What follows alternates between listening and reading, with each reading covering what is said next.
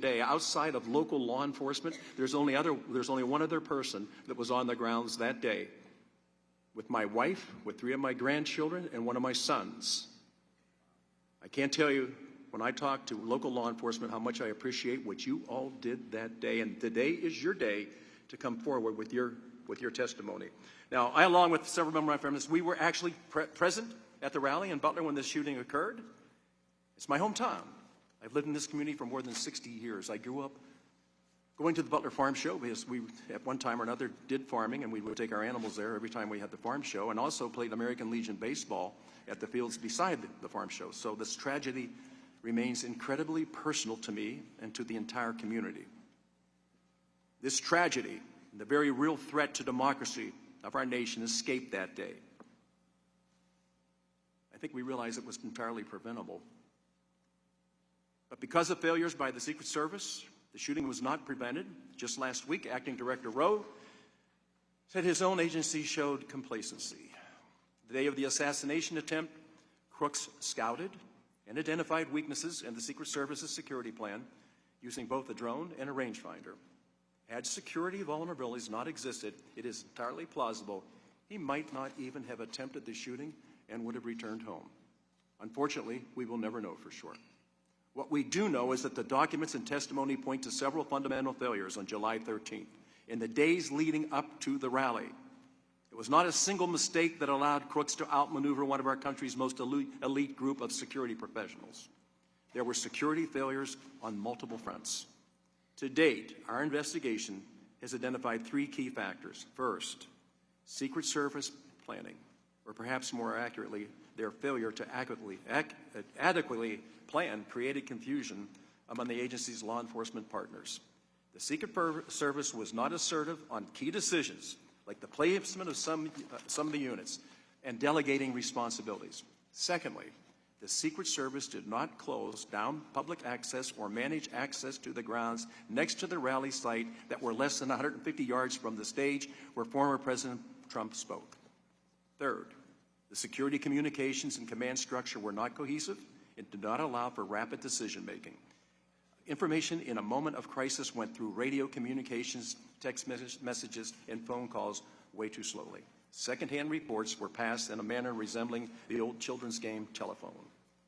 Altogether, these other failures led to a dysfunctional security situation that took the life of Mr. Comperatore, injured 2 others, and nearly claimed former president's life. I will add to this what's not in my script. There was another life that day that was lost. The Crooks family lost their son. So whatever role he played that day, we must remember that at the end of the day, I believe this all could have been prevented. Now, in the hours leading up to the assassination attempt, crooks had a prolonged and unimpeded ability to scout the target and identify the most advantageous shooting positions. Even as Crooks was flagged multiple times for suspicious behavior, confusion surrounded law enforcement's responsibility to find and question him. Crooks operated in an unsecured area, as situational information about him was both delayed and limited. Former President Trump took the stage even as local law enforcement were escalating efforts to find a suspicious person. Evidence shows that in crucial moments after local police over radio reported that Crooks had a long gun on the roof, and in a period of less than 30 seconds before shots were fired, the Secret Service could not process the information fast enough to pull the former president from the stage. I am going to do something here, but I think, Lucas and Sarah, that we believe the same thing. All we had to know, if we knew there was a suspicious person out there, and this, I think once you listen to this today, you're going to find out, why in the world would you let former President Trump go out onto that platform if you weren't sure it was secure? That's the whole purpose of why the Secret Service was there. Thankfully, President Trump survived this near-death experience. Mr. Comperatore did not. Exercising his patriotic right to participate in our democracy, he was not able to complete that day. And I want you to know something. The Comperatore family, on Saturday morning, July 13th, were so excited to leave their home in Sarver as a family, Mr. Comperatore, his wife Helen, and their 2 daughters, to go to Butler, Pennsylvania to watch our candidate speak. 4 people drove over that morning. 3 people went home that night. Mr. Comperatore lost his life that day. That is totally unacceptable in America. Today's hearing brings forward 3 witnesses who were at the rally aiding a Secret Service effort on July 13th. These men are the first individuals who helped provide security at the July 13th rally to testify before Congress. They are here to give their accounts of what they saw and experienced both at the rally and in the planning process leading up to it, the key being the planning process leading up to it. I do expect they will share enlightening information about mistakes and regrets, but also about heroic and selfless actions taken by local law enforcement that day. It's important to remember that these men and their units were not in charge of July 13th, nor did they have a hand in designing the Secret Service security plan. Those responsibilities belonged to the Secret Service. These men answered a call to play a role protecting the public and our political process, even though providing security at a political rally is not their usual line of work. Our country already knows what happened at 6/11 on Sunday, July 13th in Butler. The law enforcement professionals with us today are here to tell us about specific actions and events that led to this outcome. Testifying today, we also have the medical examiner who performed the autopsy on Thomas Crooks. He is testifying to answer questions about how Crooks died and to hopefully put to rest some theories and doubts that often seem to follow high-profile violent events. Finally, our panel includes a distinguished retired Secret Service agent who played no role in the events of July 13th and is on this panel to provide insights into Secret Service protocols and practices. After this hearing, the task force will use what we have learned from today's testimonies, additional documents, and local law enforcement resources in the next phase of our investigation. In this next phase, we will be seeking answers about the Secret Service's questionable decisions regarding planning, resources, and the apparent lack of leadership that led to complacency and vulnerability on July 13th.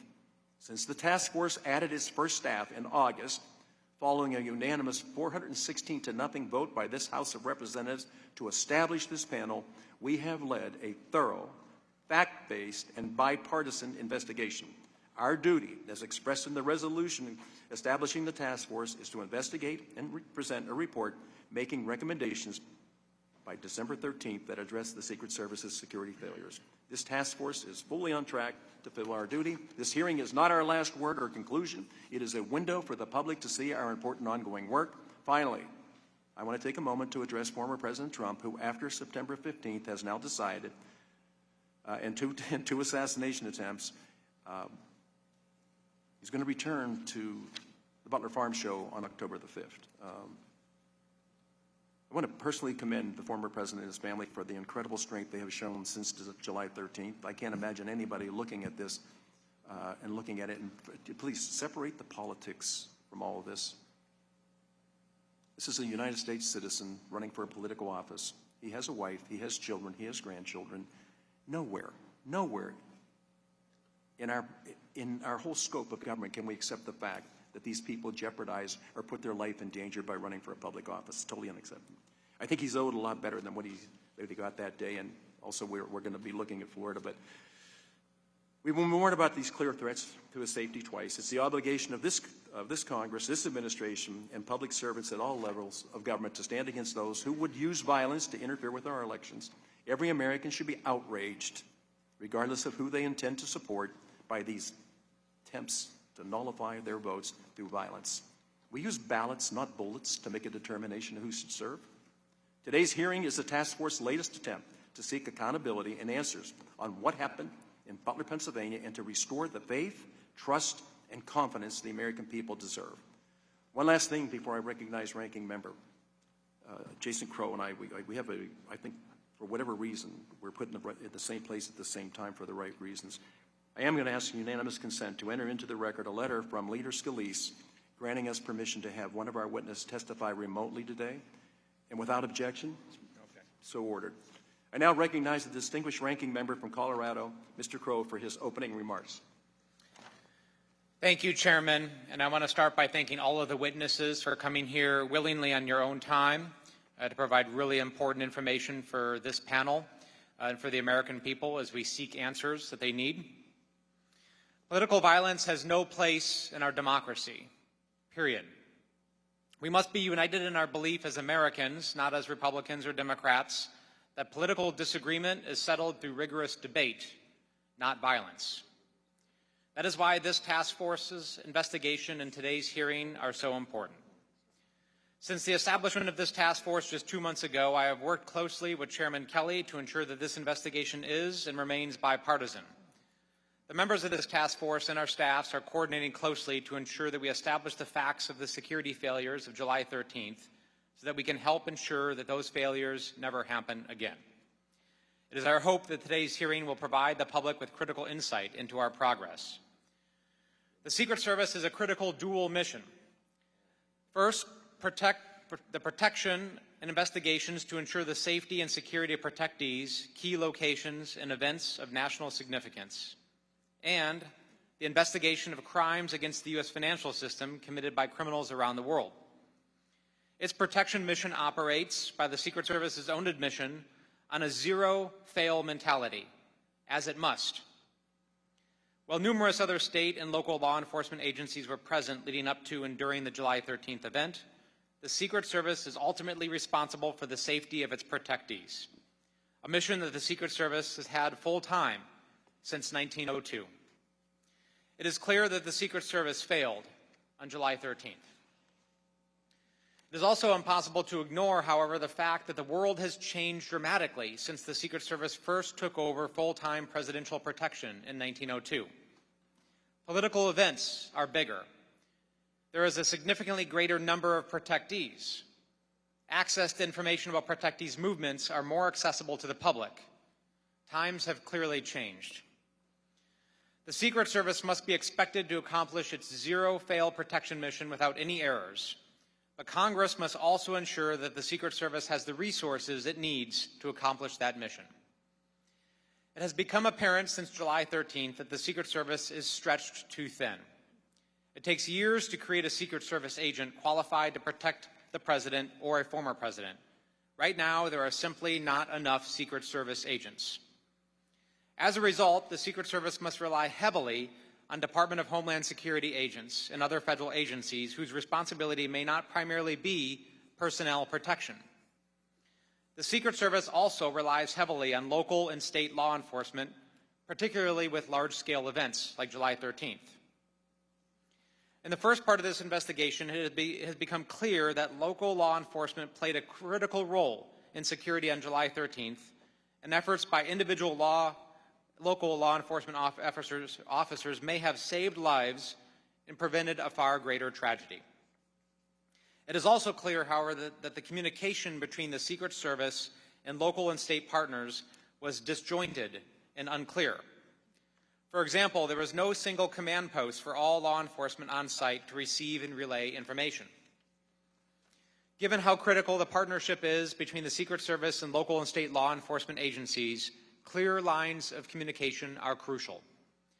The Secret Service must do better. This task force has a solemn, urgent responsibility: uncover the failures and help stop them from being repeated. The American people deserve clear answers about what happened on July 13th. This hearing will provide the first pieces of what we learned, but make no mistake, this investigation is still early days and there is much more to do. I look forward to hearing from our witnesses and learning more about their perspectives on what happened, what went wrong, and how we might prevent these failures moving forward. Thank you, Chairman. I yield back. I'll now introduce our witnesses. Today we are joined by Mr. Edward Lenz, who serves as the commander of the Butler County Emergency Service Unit. Commander Lenz is also a sergeant with the Adams Township Police Department. On July 13th, while working for Butler ESU, Commander Lenz was stationed in the local command post at the campaign rally site. Next, we have Mr. Drew Blasco, who is a patrolman for Butler Township Police Department. Patrolman Blasco is also a sniper team assistant leader for Butler County ESU. On July 13th, while working for Butler Township, Patrolman Blasco was stationed with a Secret Service agent where former President Trump's motorcar arrived. Our third witness is Mr. John Herold, who is a lieutenant for the Pennsylvania State Police. Lieutenant Herold was the officer in charge for the Pennsylvania State Police on July 13th. Next, we have Mr. Patrick Sullivan, who has served over 40 years in federal law enforcement. He began his career at 18, working for the FBI. Then he joined the Secret Service as a special agent, where he served 23 years, retiring as a supervisor. Though he is retired and was not present on July 13th, he served on the Secret Service Presidential Protection Division for 4 years and conducted numerous advances, both domestic and foreign. His expertise will be helpful in context of how the Secret Service works with local law enforcement to ensure the safety of all protectees. Last but not least, we have Dr. Herold Goldschmidt testifying remotely. Dr. Goldschmidt is the Chief Medical Examiner for the Allegheny County Office of the Medical Examiner. Dr. Goldschmidt conducted the autopsy of the would-be assassin Thomas Matthew Crooks. We appreciate all of you for being here today. Before recognizing the witnesses for their testimony, I would like to remind them that their oral testimony is restricted to 5 minutes in length. If you see the light turn red in front of you, it means your 5 minutes have concluded, and you should try to wrap up your testimony as quickly as possible. Will the witnesses please stand and raise their right hands? Do you solemnly swear or affirm that the testimony that you are about to give is the truth, the whole truth, and nothing but the truth, so help you God? Let the record show that all the witnesses answered in the affirmative. I now recognize Commander Lenz for his 5 minutes opening remarks. Commander, thank you for being here today.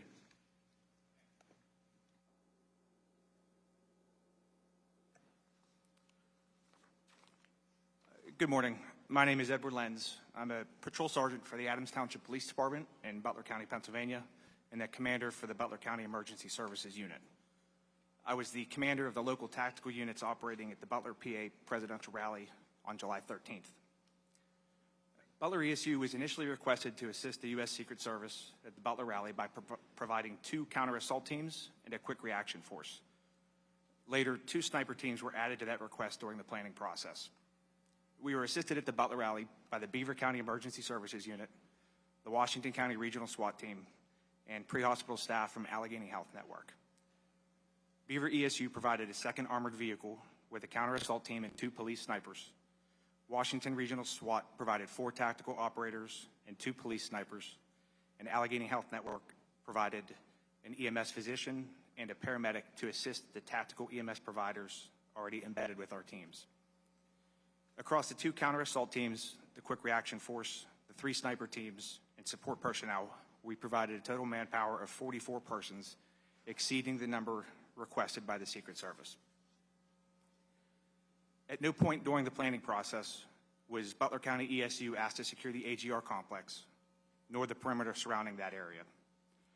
At no point during the planning process was Butler ESU asked to deploy a sniper team to the roof of the AGR complex, and at no point in our operations plan did we ever say that we would deploy a sniper team to the roof of the AGR complex.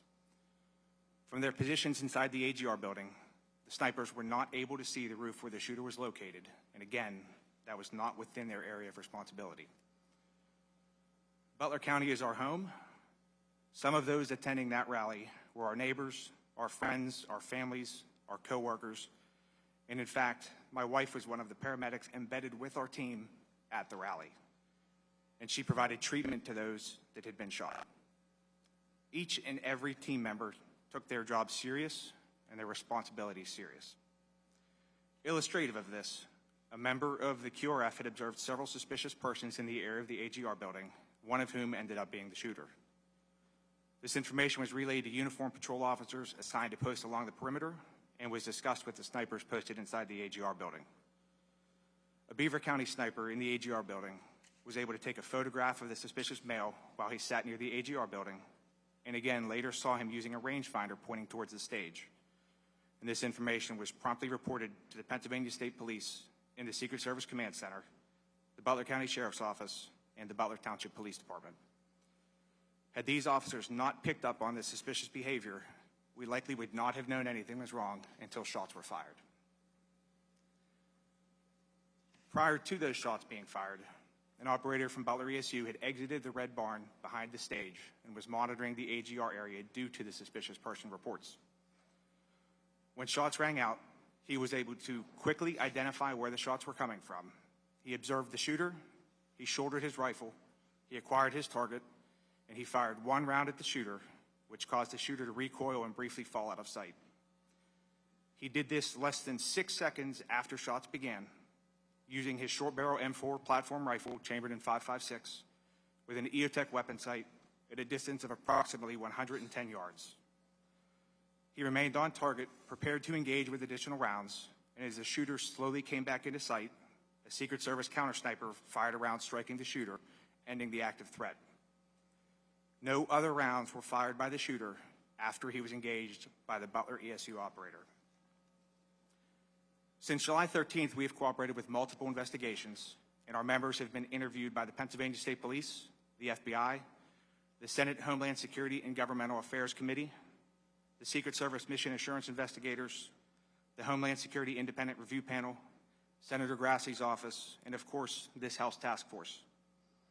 We have done so without subpoena, and I am here today without being subpoenaed. Butler County ESU has nothing to hide, and we will continue to cooperate, as I believe the American people deserve the truth. The events that occurred at the Butler rally are nothing short of a tragedy. Evil will always be a threat, and we must continually review our own actions, adjust our operations, and constantly strive to achieve perfection, though we will never achieve it. Thank you. Thank you, Commander Lenz. I appreciate it. And I know how heartfelt this has been for you and how gut-wrenching it has been for you, because we talked right after this. That's the purpose of today's hearing. Local law enforcement has gone through way too much.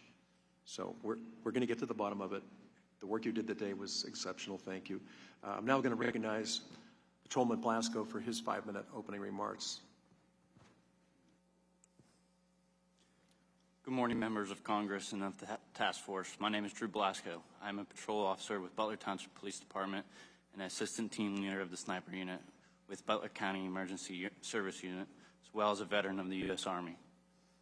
Please let me begin by stating the place where the deadly events of July 13th unfolded is my home. I was born and raised in Butler Township, Pennsylvania, and I've regularly attended the annual farm show on those very grounds since I was a child. The Butler Township community is sacred to me and to the members of the police community with whom I serve. Many of our families and friends work in Butler Township, and our police force works very hard day in and day out to ensure their safety and to maintain the peace and safety of all who come into the township. The events that ultimately played out were horrific and tragic. A man lost his life, his family lost a husband and a father. People's lives were changed forever. I had the unique perspective of wearing two hats for this rally. As an ESU member and assistant team leader of the sniper unit, I took part in some of the planning meetings, which included interaction with the Secret Service. On the day of the event, I worked as a Butler Township officer, assisting with traffic control to ensure that the roads and intersections were clear for the arrival and departure of the motorcade. I would like you all to know that I, my fellow township officers, and ESU team members are committed to doing all that we can to help prevent similar tragedies from taking place in the future. We have voluntarily participated in numerous interviews with state and federal investigators, including those of this task force. We have done so to be transparent and to do what we can to help make political rallies and public events safer, and most importantly, to prevent the lives from being shattered whenever evil men are determined to pursue evil deeds. Thank you.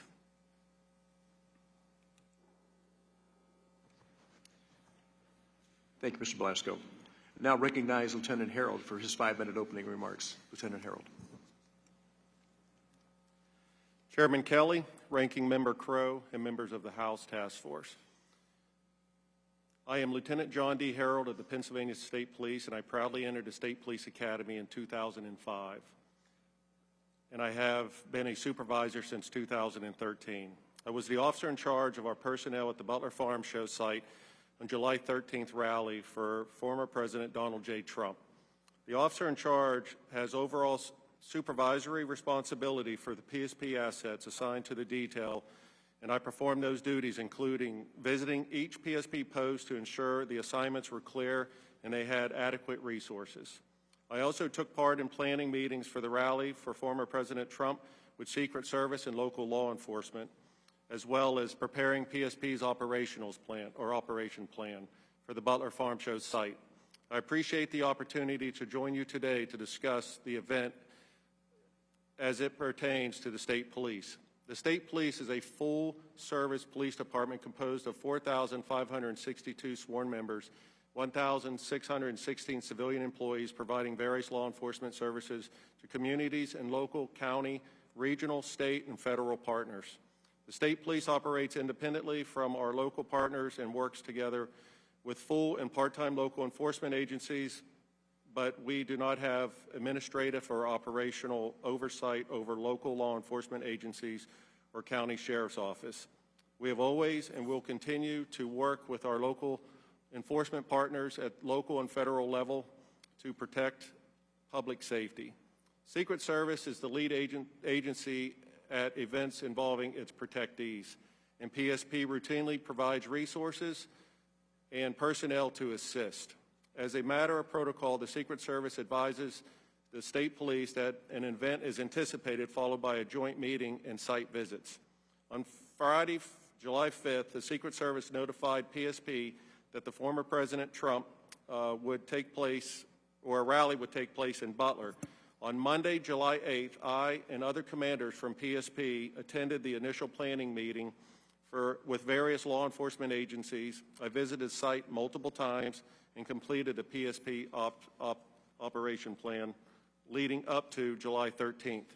The Pennsylvania State Police provided all resources requested by the Secret Service. The Secret Service did not ask me, as the officer in charge of PSP assets, to post a trooper at the AGR International property, nor am I aware that Secret Service making that request to any other PSP official. 30 members of the state police were assigned to various roles to support the Secret Service. These members provided escort for the motorcade route, staffed post within the secured perimeter, performed roving patrols, and staffed the Secret Service command post. PSP was not responsible for securing the building or property at AGR International. The Secret Service established and managed the primary command post for communication in the office of the Butler Farm Show. A PSP sergeant under my supervision was stationed in the Secret Service command post to relay information or any communication made by PSP personnel to our local and federal partners.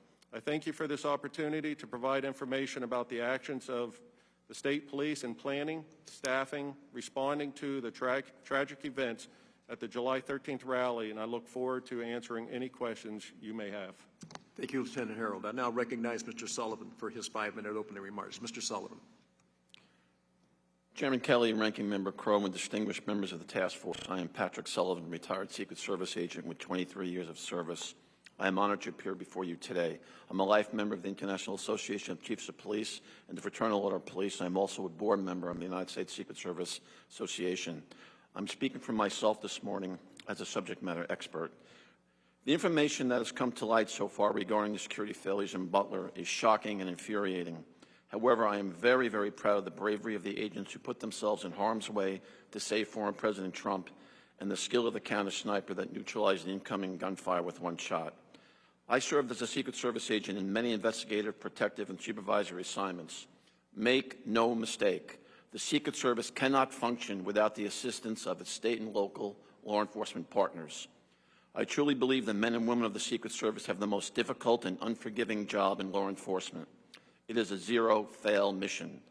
I have the utmost respect for those agents, uniformed division officers, and staff who are currently facing the challenges. For a presidential visit, the Secret Service must provide 360-degree coverage to include the sky above and the ground below. The Secret Service establishes an inner, middle, and outer perimeter. I will now discuss a typical Secret Service advance for a presidential visit in the United States. Prior to July 13th, what follows was only provided for the President. It's my understanding that these advance procedures are now being used to protect President Biden, Vice President Harris, as well as former President Trump. The President's staff informs the Secret Service about the date and location and itinerary for a trip. The protective detail then notifies headquarters and the Secret Service field office where the visit will occur. The field office then notifies the relevant state and local law enforcement agencies and schedules a police meeting.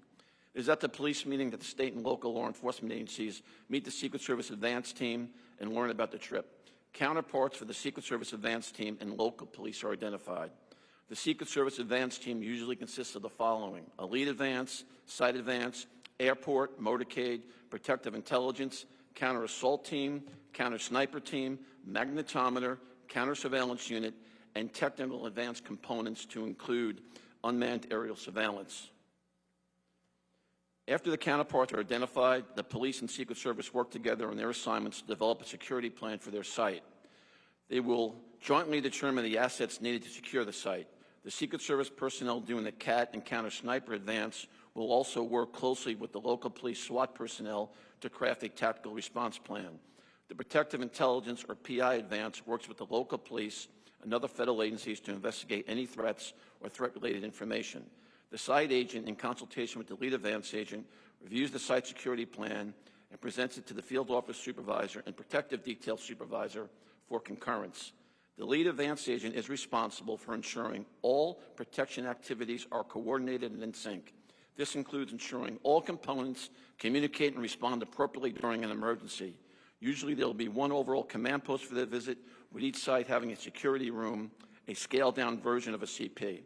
The Secret Service lead and site agents do not have direct command or control of the state and local police officers. Off-the-record sites are handled differently than most on-the-record movements. The Secret Service does not know the President intends to visit a location until shortly before. The Secret Service will have a site agent conduct a brief advance to ensure that there are no apparent security concerns. Additional security measures are put in place after the President arrives. In closing, I would like to suggest Congress consider expanding the statutory authority of the Secret Service to ensure the agency can make the most informed decisions possible. The United States is facing a hyper-dynamic threat environment, and the Secret Service must be certain it is receiving all relevant threat information. The failure of most Secret Service personnel in Butler to be informed about the specific threat facing former President Trump stands out. Currently, there is no statutory requirement mandating federal, state, and local agencies must report to the Secret Service information concerning threats against the President or other protectees. There are agreements in place and memorandums of understanding to allow the transfer of such information, but no legal mandate to do so. In my opinion, the law must clearly state such information must be immediately provided to the Secret Service to take whatever steps it deems necessary to conduct an investigation and follow-up. For example, the FBI has exclusive jurisdiction to investigate a conspiracy to assault or kill the President before the attack takes place. Since the Secret Service is responsible for protecting the President, it should be part of all such threat investigations so it can take appropriate steps to prevent an assassination. And finally, the FBI has authority under current law to seek the assistance of any federal, state, or local agency, including the military, to help investigate an assassination or assassination attempt after the fact. I believe the Secret Service should have similar authority to call for such assistance to prevent an assassination or assassination attempt. That concludes my statement. Thank you very much. Thank you, Mr. Sullivan. I now recognize Dr. Goldschmidt for his 5-minute opening remarks. Now, the witness is going to be testifying over the phone, right? Okay. Dr. Goldschmidt, please. Good morning, Chairman Kelly, Ranking Member Crow, and distinguished members of the task force.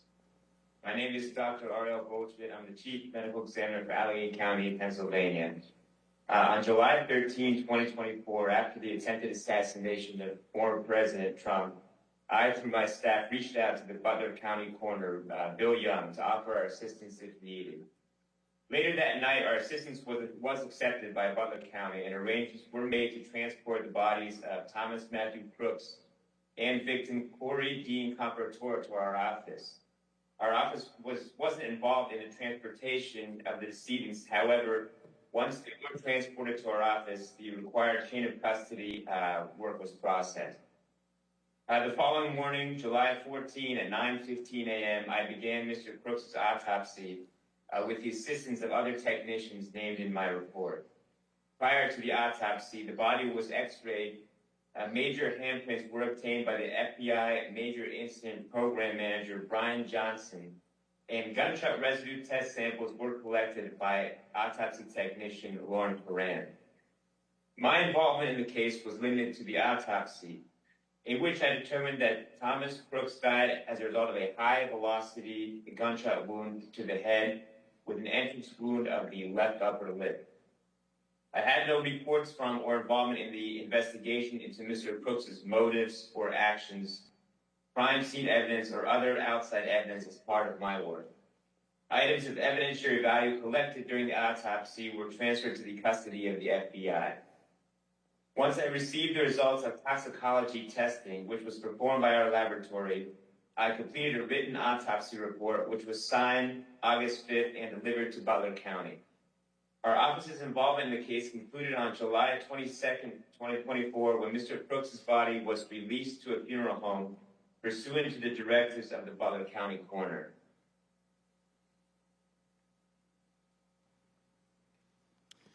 Thank you, Doctor. Now we're going to move to member questions under the 5-minute rule, and I'm going to recognize myself for 5 minutes of questions. First, we're going to show a video to get things started. The footage you are about to see is from this dash cam of a Pennsylvania State Police patrol car on July 13th. This footage has never been released to the public, and it has been edited to show relevant parts. The video, as you will see from the timestamp in the upper right-hand corner, begins at 18:08 or 8 minutes after 6 p.m. In the first 12 seconds of the video, you will see a figure circled in red crossing the roofs of multiple AGR buildings. This man is Thomas Crooks. You will then see the patrol car begin moving toward the AGR buildings, and we lose sight of Crooks, but about 19 seconds into the video, he reappears. Again, we have circled him in red before we lose sight of him at about 20 seconds later. Now, we cut the video for length so it picks up at about a minute and a half later at 6:10 p.m. and 38 seconds. Here you will see law enforcement around the AGR building. At this point, all law enforcement entities staffing the rally are aware that there is an individual on the roof of AGR, but they do not know he is armed. Behind the trees, you will see one officer attempting to lift another officer up onto the roof, and you will see that officer pull himself up and look to the left. According to that officer's interview with the task force, he sees Crooks with the long gun, and Crooks turns and points the weapon in his direction. The officer then falls to the ground, injuring his ankle, and radios that the man on the roof is armed at 11 minutes after 6. That portion of the video ends here. We know that the first shot from Crooks is fired just 32 seconds later. We will play the video now.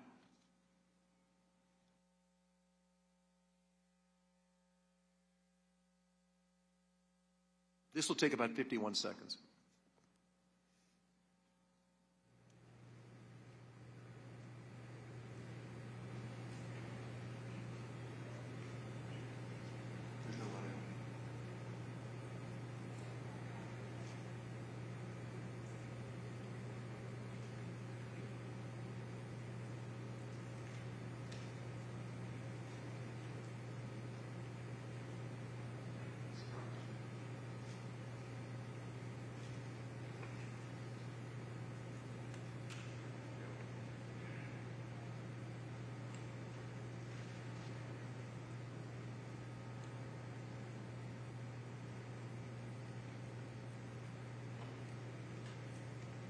I realize it's hard to see some of this, but so Crooks, as he makes his way across the roof, this is, by the way, a Pennsylvania State Police cruiser, and it has the dash cam.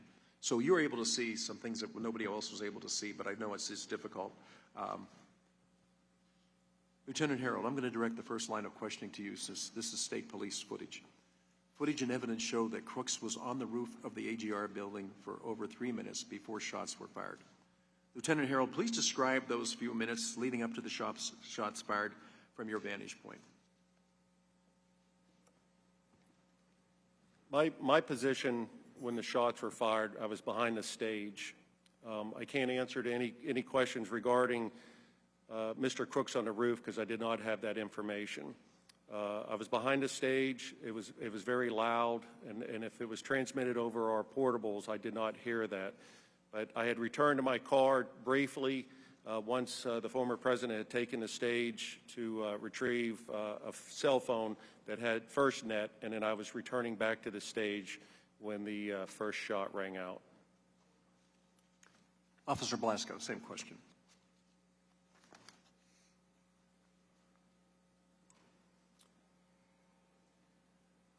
At that time, I was at Brady Paul, and I was working my way over to the AGR building to assist other Butler Township units with looking for Crooks. As I got to the water tower, I parked underneath the water tower and began to make my way to AGR. That's when the shots rang out.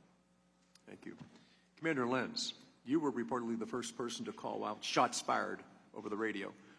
Were you aware that someone was on the roof or that he was armed prior to the shots being fired? Also, please describe those few minutes leading up to shots fired from your vantage point?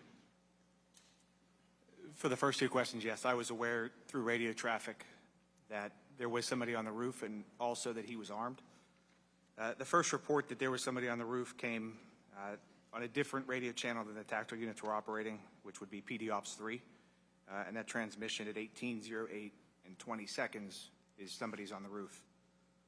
At 18:09, I made a phone call to the PSP sergeant in the Secret Service Command Center and relayed the information that there was a suspect on the roof of the AGR building. There was some additional radio traffic from the Butler Township police units, and at 18:11:03 hours on that PD Ops 3 channel, again, not the channel the tactical units were operating, is the Butler Township unit that reports he is armed. I believe he says, I see him, he's laying down, and he has a long gun. So my actions for that, at that point, the gentleman on the roof clearly is a threat, and I radioed to our quick reaction force to deploy them to the AGR complex to begin to address that threat. Prior to me finishing that radio transmission, you can hear the shots being fired through my open microphone. Okay. You know, I have a problem going back to the actual sighting of Mr. Crooks more than once and way before 11 minutes after 6. I think that one of the things is the panel has heard from different people at different times is of the thousands of people that were on the grounds that day, there is repeatedly one person that keeps standing out in the back and forth, all the different communication. And it is, in fact, Thomas Crooks that they're talking about. So we knew there was somebody that was very suspicious. We also knew there was somebody that we weren't able to actually come in contact with, and we kept losing contact with him. We saw him with a rangefinder. We saw him doing things that were not probably in line with what people go to a rally for. And I think that I'm constantly going to be wondering at what point did somebody say, we're not sure the area is secure and safe? There's enough understanding before that. The way you all responded, I think, was incredible. I want to thank you for that, but I still can't understand. Of all the different people that were on the grounds that day, thousands of people, there's only one consistent person that they identified, and it is ultimately the shooter. So I don't believe the grounds were safe and secure that day. I'm just trying to understand is what it was or what it would have taken for somebody to say, keep Mr. Trump inside until we clear this up. Well, Commander Lenz, because you and I have had not just minutes but hours together, and a couple of days we'll be going a deep dive to what happened. Do you feel that the Secret Service adequately prepared you and your men for July 13th?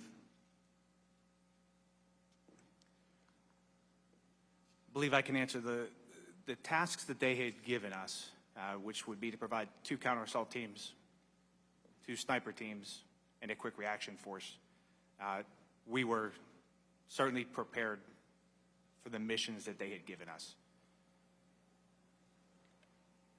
There were additional things, obviously, that probably needed covered, but they never asked us to do that. They never tasked us with that. So given what they specifically asked us to do, we were certainly prepared to do that. Okay, so you did what they asked you to do. But looking back at it now, the question is, did they clearly identify what it is that they expected of you or what you could have been responsible for? Mr. Blasco, same question. So I took my direction from Commander Lenz, and of the things that we were asked to do from my direction from Commander Lenz for the pre-planning stages for the sniper teams, I would feel that I did what was requested of me from Commander Lenz. Okay, so hindsight's always 20/20. Looking back on that, do you think you were adequately prepared for what it is that ultimately happened? There's always things that you think that you can do better, but with the information that we had, I believe that we did the very best that we can, or we could. Lieutenant Herold, you feel the Secret Service adequately prepared you and your men for the event? The Secret Service, after meeting with them at the site and going through what they requested PSP to do, was primarily the security of the farm show inside the fence line. So adequate troopers, I had 30 troopers inside that fence line once the motorcade arrived, and I feel that with them being the lead and we were in a request assist function, we provided what they asked for and we secured the inner perimeter of the farm show grounds. Yeah, I think with local law enforcement, I think you did everything that you were tasked to do that day. But looking back and looking at the game films and say, you know what, there probably were other things we should have been clued in on that. Just ask all of you, when did you first meet with Secret Service and understand what your role was going to be that day? Looking at July 13th and working backwards from that Friday, Thursday, Wednesday, Tuesday, when did we get together to find out what we should do that day?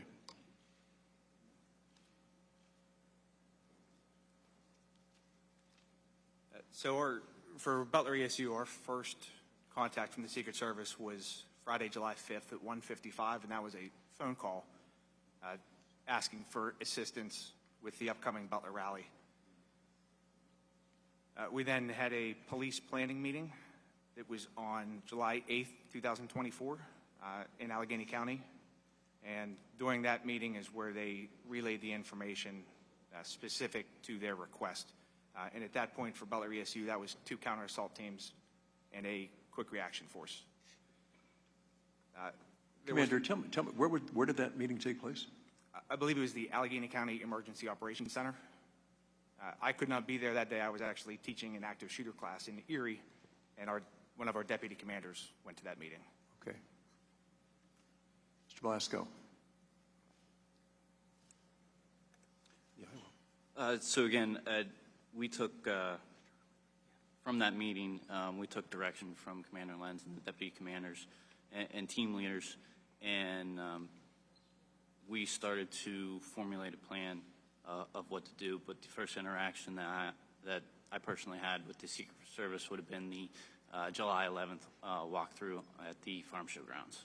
Actually on the site? Yes, sir. Okay, that was my question. I know that you were in Allegheny County and they're getting ready for this, but who actually walked the site, saw what it was that needed to be done, and had determined a lot of things, including where the perimeter should be? I would think that would be I would supposedly that there would be a lot of coordination between the local law enforcement, the Secret Service, and Homeland Security, who visited that day, to prepare for that event. I want to thank you all for being here today in your testimony. I'm now going to have Mr. Crow has his turn. Thank you, Chairman. Mr. Sullivan, I wanted to start with you for a moment. I served in the Army before coming to Congress, and one of the principles of operations, as Mr. Blasco, I'm sure, is familiar, is you have to have unity of command and you have to have effective communications. Without unity of command and effective communications, a unit cannot operate.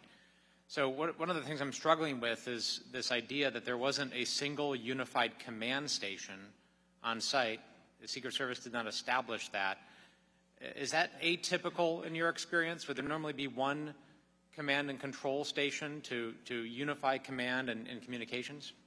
Yes, that's very atypical. I am very surprised. Normally there will be an overall command post for the entire visit. Then each site will have what's called the security room, where radio traffic pertinent to that individual site is controlled. And the command post, the overall command post, should be the state, local police, Secret Service, and other federal partners that may be assisting. So this is very unusual that the way it turned out here at this site. Do you have any sense in this instance as to why that might occur? Are there instances where when you're conducting an event you would do multiple command posts, or can you not see why that would be the case? Well, it's a misnomer, Congressman. The multiple command posts, the Secret Service always has security rooms at individual sites, and they may be termed a command post, but it's really a mini command post. There should be just one overall command post, and each site has their own kind of communication center where information relative to that site will be transmitted. For example, the airport agents or security there really are not concerned what's happening at the other sites because they're only concerned about the airport. So there'd be a security room just for the airport site. It's probably safe to say that time and speed is really important, right? Because the idea behind that, and I don't mean to put words in your mouth, but the idea behind that is if there's something identified as being wrong, a suspicious person, that has to be very quickly communicated, right? Yeah, this is how it should happen. The protective detail is on one specific frequency, Secret Service frequency, and only the protective details on that frequency. The post standers are on a second frequency, and the tactical teams are on a third frequency, but the other tactical teams monitor all three frequencies at the same time. So if something happens, it's at the security room's responsibility to immediately get on the radio on the details frequency and say, there's an issue, remove the protectee from the stage or cover and evacuate. That's what's supposed to happen. And that's what's drilled into every Secret Service agent. There has to be, because the detail agents, don't forget, they can't listen to all the other traffic. They have to be rock solid on protecting the president or the presidential candidate. So their frequency is just for their individual movements. So in this instance, based upon what you know and what you heard from Commander Lenz and Mr. Blasco, a suspicious person was identified with a rangefinder. Pictures were taken of this person moving around a building, so much so that it drew the attention of one of the sniper teams who took pictures of it. If that information had been effectively communicated to the FBI, or if the FBI, I guess to rephrase that, had set up a communication system and a command post to receive that information, would that have been a situation where you would say the protectee shouldn't go on stage until we resolve this? Congressman Cory, you mean the Secret Service, not FBI? Yeah, I'm sorry. Yeah, Secret Service, right. Yes, sir. What should have happened, in my opinion, is when the suspicious person was identified, the detail leader and the shift agent should have been told there's an issue, we're working a suspicious person. And then at that point, it was probably would be inappropriate to remove the president from the stage, but the detail leader should know there's an issue, I may have to react quicker. So at a minimum, when there's a suspicious person, the detail leader and the shift agent should be told there's an issue. And in your experience, have there been situations when you've been on service as a Secret Service agent where that has come up, where you've had to, pause an event or respond to something until it's been addressed? Yes, that has happened during my career. I've never had a dramatic situation where we had to remove the president from the stage, but we've had situations where the shift agents are told, we got a situation, there's a suspicious person in the front row. And then you have to mitigate that. Usually the protective intelligence team will then come, take that person and conduct an interview, remove that person from the rope line, as an example, and you don't have to take the president off stage or interrupt the president's movements. I want to turn briefly to the effective deployment of snipers. So Acting Director Rowe explained to this task force that it is best practice for the Secret Service to position counter snipers from the vantage point of the protectee looking out. And in fact, in this situation, that is where the Secret Service sniper teams were. They were sitting above the platform looking out. The employment of the local law enforcement, the Butler County ESU sniper teams, was outside looking in. So not looking at rooftops, not looking at lines of sight or lines of fire, but their mission, as they were told, was to look at the crowd, and a crowd of several thousand people, and to try to identify issues within the crowd. Is that atypical? I don't know, Mr. Crow, if that's atypical. I'm very familiar with the counter-sniper, our counter-sniper operation, Secret Service, and that they do set up their position for a line of sight to the stage, show a potential assassin, what type of shot can a potential assassin make against the president, and counteract that. Generally speaking, the observation of the crowd is the responsibility of the post standers or police officers that are posted in the crowd. Because the theory being, everyone in that crowd has already been screened. So it would be very difficult for someone to get a weapon inside the secure area already. So the idea that there would be, a gunman, not to say that it's not impossible, but there would be a gunman in the crowd, that a sniper at a distance would be able to identify and take an effective shot, seems very unlikely. It seems highly unlikely, in my opinion. Again, the threat at that point, from the counter-sniper perspective, is outside the perimeter, in the area that is outside where the magnetometers are set up. And that's the reason why you have the counter-snipers. Because the theory being, inside that perimeter, the people have already been screened, and to a high degree of certainty, there is probably no weapons inside the secure area. Thank you. Commander Lenz and Mr. Blasco, did that mission seem unusual to you, that you were outside looking in at a screened crowd? It did not. We didn't receive any direction from the Secret Service as far as how they wanted our sniper teams to deploy or what their actual mission would be. So our snipers on our normal missions, they deploy more as marksman observers. So What was, what was your mission as you understood it that day?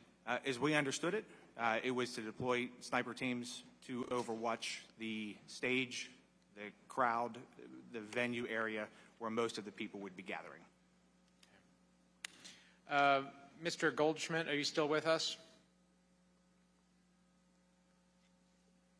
Yes. Yes. Great. Just one brief question for you. Was the autopsy that you performed, was that, in this case, was that a standard autopsy in your view? And what I mean by that, was there anything that stood out to you as unusual or different? Was there anything in the toxicology that stood out to you as unusual or different, or did it all appear to be a standard autopsy? It was a standard autopsy. The only thing that we different was we did a little bit of extra toxicology testing with a heavy metal screening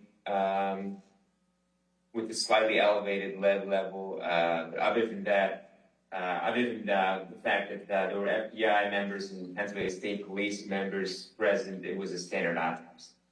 And pictures were taken during this. It was documented. So, you know, any markings in the body, tattoos in the body, that would all be evident from your report?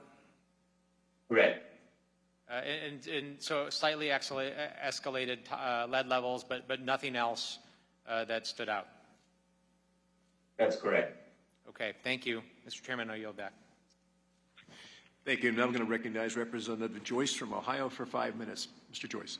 Thank you very much, Chairman Kelly. Lieutenant Herold, a lot of discussion, I think, will take place today about the advanced planning that took place. And my understanding is that from your testimony here is that you were involved in most of those day-to-day meetings leading up to this event and at the event with the Secret Service. Is that correct? Sir, yes, sir. And so could you go through that? Like, on what was the first day you met with them, and then what did you discuss? And did the Secret Service, to your understanding, when they come in and take over a site, they're in charge of the site, and then they're helping, you are assisting them, and they're telling you, you tell them where people are going to be, the local folks where they're going to be, and they're basically in charge and know all those things ahead of time, where everyone's supposed to be, correct? That's correct. Did you have the opportunity then to understand that when the Secret Service came in, that they were telling the local folks, this counter sniper group, and I believe Mr. Blasco, that it was at the end of the day, it was the Beaver County sniper team that was in the AHR building? It was both Beaver and Butler, sir. Okay. Did Secret Service ever talk to the Beaver County sniper unit? Not to my knowledge. And they were there that day in charge of this operation. Secret Service never talked to them? Correct. Thank you. So going back to you, Lieutenant Herold, the day of or day before the event, do you have a walkthrough with the Secret Service? I had 2 walkthroughs at the site. There was a walkthrough on Tuesday. It was just a brief to get familiar with the property. We went back to the barracks. We pulled up an image of the farm show on a smart screen TV. We drew the fence line, spoke a little bit. The main meeting at the site was Thursday, and it was with the same 3 Secret Service agents. I was with 2 other PSP commanders. We walked the site starting at the main gate. We went clockwise around and looking at my ops plan, wherever there's a dot or a number, that was a stationary patrol. And then basically when we got near the end and I had everything that they had requested, I was informed by my Area 1 commander that if we needed additional troopers, that we could pull from surrounding troops. But after the request and the assignments that was given to us from Secret Service, I had plenty. I covered all the posts, and I had additional roving troopers inside the venue. So that was primarily the main meeting that we had with Secret Service was on Thursday, and then I completed the ops plan and had it forwarded out by 1,500 hours on Friday. So that was 2 days before the event. No walkthrough the day of, no walkthrough the day before. There was no walkthrough. I spent a little bit of time there Friday evening. There was an incident with between Secret Service and the campaign. I was on my way home. I live across the street from the farm show, so I stopped there to see what the issue was. I ended up staying there until about 8:30 p.m. that night. So I did have some other interactions with Secret Service there on Friday, and then even some early communication with the campaign and Secret Service the morning of and during the event on July 13th. What was the issue? The issue was there was a campaign. We didn't know who it was at first. There was a vehicle that was parked, and one of the Secret Service agents had approached this person, and I think the individual was rude to the Secret Service agent and then got out of the car and walked away. So I had a trooper there go up to the PA system, page the registered owner of the vehicle, and I gave them so many minutes to return to their vehicle or I was going to tow it. Okay. So. Mr. Sullivan, were you ever personally on a presidential protection detail? Yes, for 4 years. Okay, when was that? It was 2 years with President Reagan and 2 years with First President Bush. Oh, God bless. What kind of training did somebody on a PPD have? We had extensive training. We came through the normal Secret Service training, Federal Enforcement Training Center, the Secret Service Training Center in Beltsville, Maryland. Then, before you got to the presidential detail, you had to do a series of field office assignments, investigations, and protection assignments, assisting on advances. And then when you got to the Presidential Protection Division, you had to have a minimum of 6 or 7 years experience, which is what I had when I got there. And then once you're there, we had training at least once a month.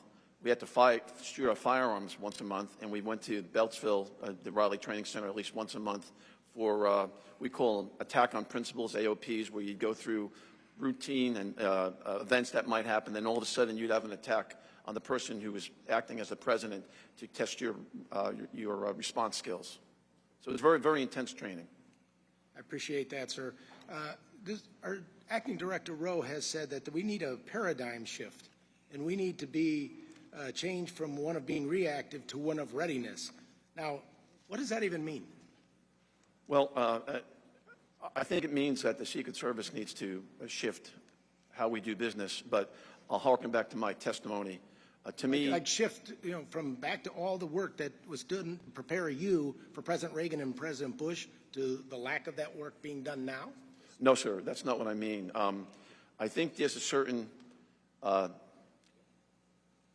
don't know what words actually come to mind, but agents are exhausted now. The campaign really, really takes a lot out of them. And I think they don't have enough resources, Secret Service does not have enough personnel and resources to give people the break that they need. But also, let me say though, Congressman, when we say about the paradigm shift and going from a reactive mode to a readiness mode, it's really being proactive. And I'll harken back to my testimony. We need. When would you not be proactive when when you go out into a situation like that? You're always looking for points of attack, correct? Yes, from the physical protection aspect, but I'm talking the overall agency. I'm talking about the physical protection. When you were in PPD, when you were out there on the field, if you saw somebody in the line of sight or the day before in a walkthrough and you saw problems with line of sight, what would you do? I would have had those mitigated, or else I would have talked to the supervisor and said, it's not safe for the president to come. Correct. How would you mitigate it? You could have banners, you could have buses, you could have trucks. There are a lot of ways to mitigate it. But, however, to me, the simplest way to mitigate the building there outside the fence line in Butler was to post it. If you had police officers on the outside of the building, or agents, no one could have got up to the roof. My understanding is that there was some type of vehicle that was supposed to be posted there to block that line of sight. When you came out and you were in charge and you didn't see the vehicle there, you still let the president come out? Well, I didn't do the advance, and I don't want to say yes to I know, people but there. I'm asking you, since you're here on their behalf, I'm asking you, Mr. Joyce. Would have let the person come out? Mr. Joyce, I would have taken the steps necessary. If I thought there was still a gap in the security posture, I would have taken the steps necessary, or I would have told the supervisors it's not safe to bring the president here. That's what I would have done. Mr. Joyce. Thank you very much. I know I exceeded my time. I wish we had a lot more time to do this. I mean it because I think you're onto something that we really need to know. I'm Mr. not a Correa, you chairman, are so I now don't get recognized extra for time. 5 minutes. Thank you. Thank you, Mr. Chairman. I just want to welcome our witnesses today. You're all real-life heroes, and you acted with bravery on July 13th, and for that I thank you on behalf of the American public. I'm also grateful that former President Trump was not seriously injured, but several families were. Their lives have been changed, and for them I have nothing but my deepest sympathies.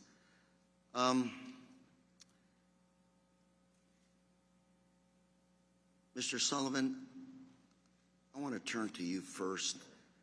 I have a Wall Street Journal article from yesterday, and I'm going to submit this for the record, Mr. Chairman. Objections. And quickly summarizing some of the statements were made.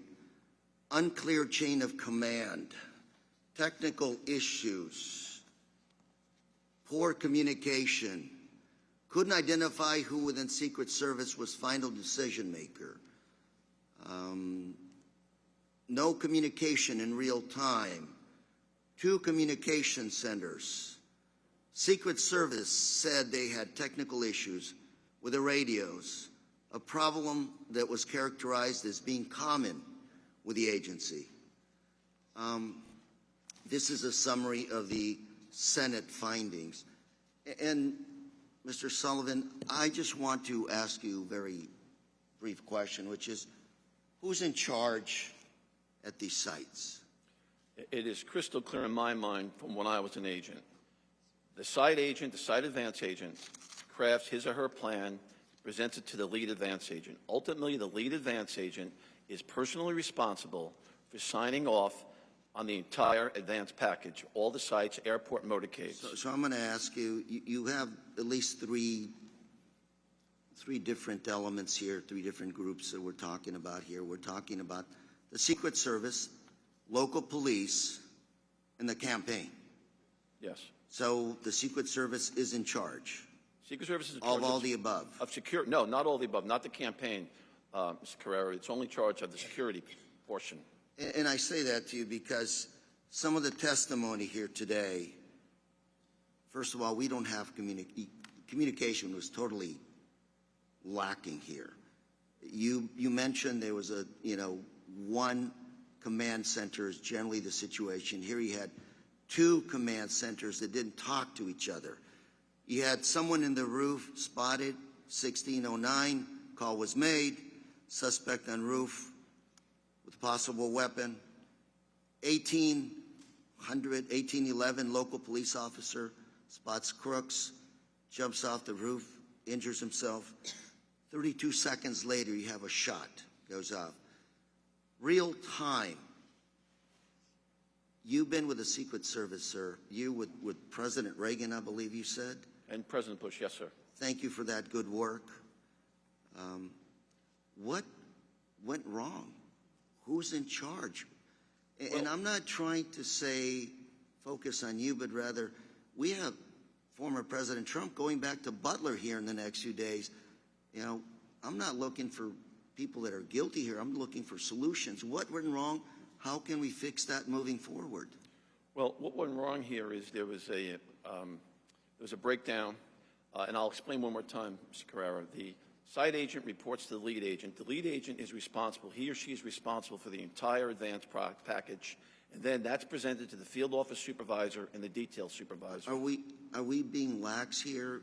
Because Secret Service is an elite group of Americans, done an excellent job of protecting our presidents. And here today, you described to me, who's in charge, at least for the locals and Secret Service and not the campaign. But is there somebody there who has the authority to say, this doesn't look good, pull the candidate off the stage, this situation is beyond my control, or it doesn't look good, cancel this thing, move to a safer ground? Is there somebody there that has the authority to tell all 3 elements, this is not good, let's move on? Yes. The site agent and the lead agent, before the protectee gets there, could call ahead and say, it's not safe, do not let the protectee arrive. Absolutely. Once the protectee's there, if there's an issue, Any agent, you don't have to be the detail leader, any agent can I'm go up. running out of time, so very quickly, my last question would be, did that person in charge also review all of the communication and say, this is not working? Yes, that was the lead Pull the agent's plug. responsibility. The lead agent, And so there was a failure there by the lead agent. well, I don't want to specifically say the lead agent, but in my opinion, it was probably the lead agent's responsibility to ensure the overall communication for the entire visit was appropriate. And that was not the case. Apparently not. Thank you, Mr. Chairman. I yield. Thank you, Mr. Correa. Now recognize Representative Walz, 5 minutes. Thank you, Mr. Chairman, and I think I share everyone's condolences for the Comperatore family, for the Copenhaver family, for the Dutch family that are dead and suffering because of these failures. And thank you all for your service. Every day you wake up and put that badge on to keep us safe. We appreciate you and we have your back. And I just want to let you know, as a veteran, when we come home, we depend on all of you, and I just can't thank you enough. Commander Lenz, Lieutenant Herold, I want to take a step back again, back to the planning. And really the threat profile that President Trump is facing that is unprecedented in modern American history. Commander Lenz, Lieutenant Herold, were you made aware that Iran has ongoing assassination plots against President Trump that are active and ongoing right now as we speak, including to the run-up? No. To July 13th? I am not aware. Was it ever discussed with you that an Iranian operative has transited Venezuela and was in the United States, according to FBI public notice made in March, recruiting hitmen to kill President Trump? It was not. Were you made aware on July 13th or on July 12th that day the FBI had arrested a Pakistani national, Mr. Merchan, with ties to Iran, putting down payments, actual cash, down payments to recruit hitmen? No. Were you aware that that same operative were recruiting women as spotters and recruiting protesters as a distraction? A fairly sophisticated plot being run by a foreign state actor intelligence agency. No. Not aware. Mr. Sullivan, in your experience, would that change how you operated? Would that heighten your level of coordination, assets? Absolutely, Mr. Waltz. It would be a tremendous game changer. But again, I harken back to my statement here at the beginning. The current situation with the Secret Service not being mandated to have information provided to it is a problem.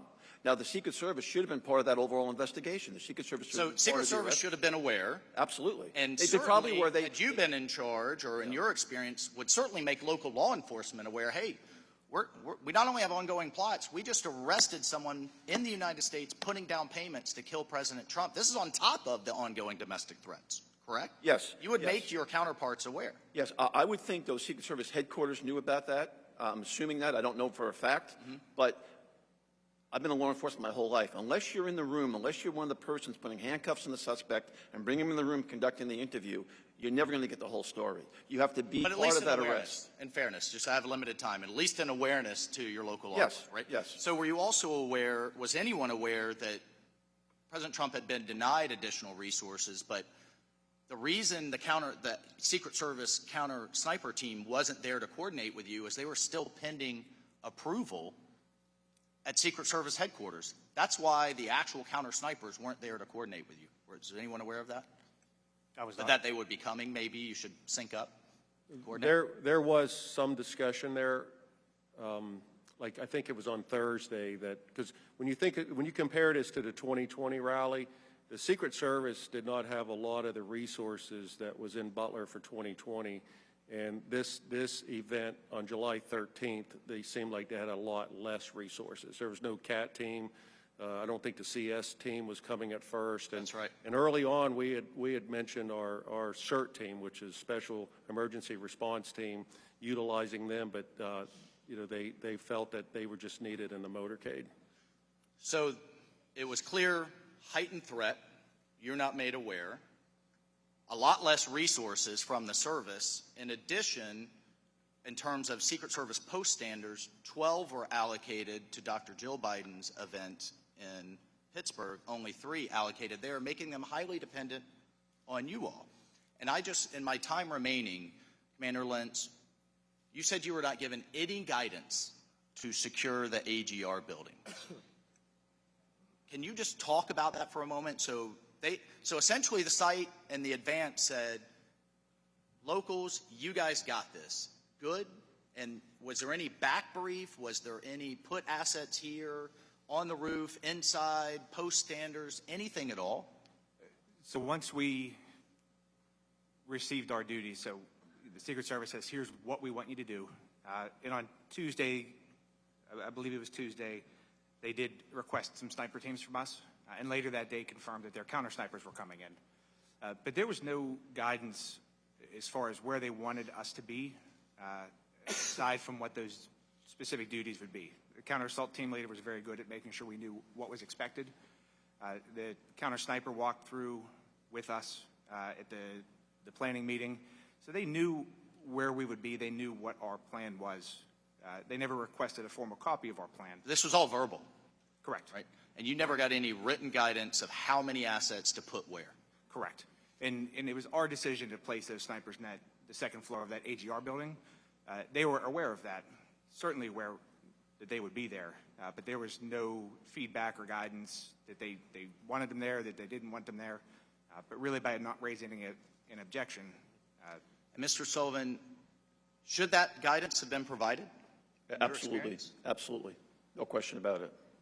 And if you had had additional Secret Service assets, would you have put the AGR building within the protective perimeter and the see-through chain link fence that anybody could have approached within yards of the stage? Would you have put that inside the perimeter with additional resources?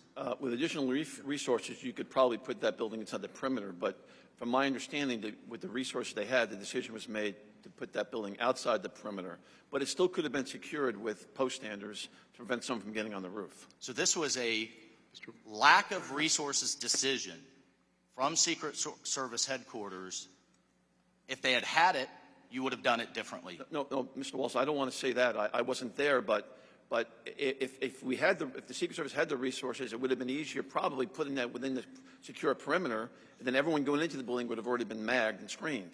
But, I mean, you have to take that on a case-by-case basis. Every site's different.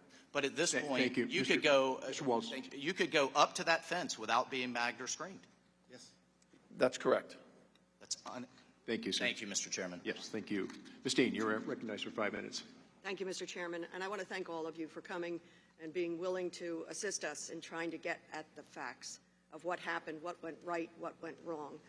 And I offer you my thanks for your service to community and to country, but I also want to say I'm sympathetic to your losses that day and the stress and trauma that it put on you and the entire community.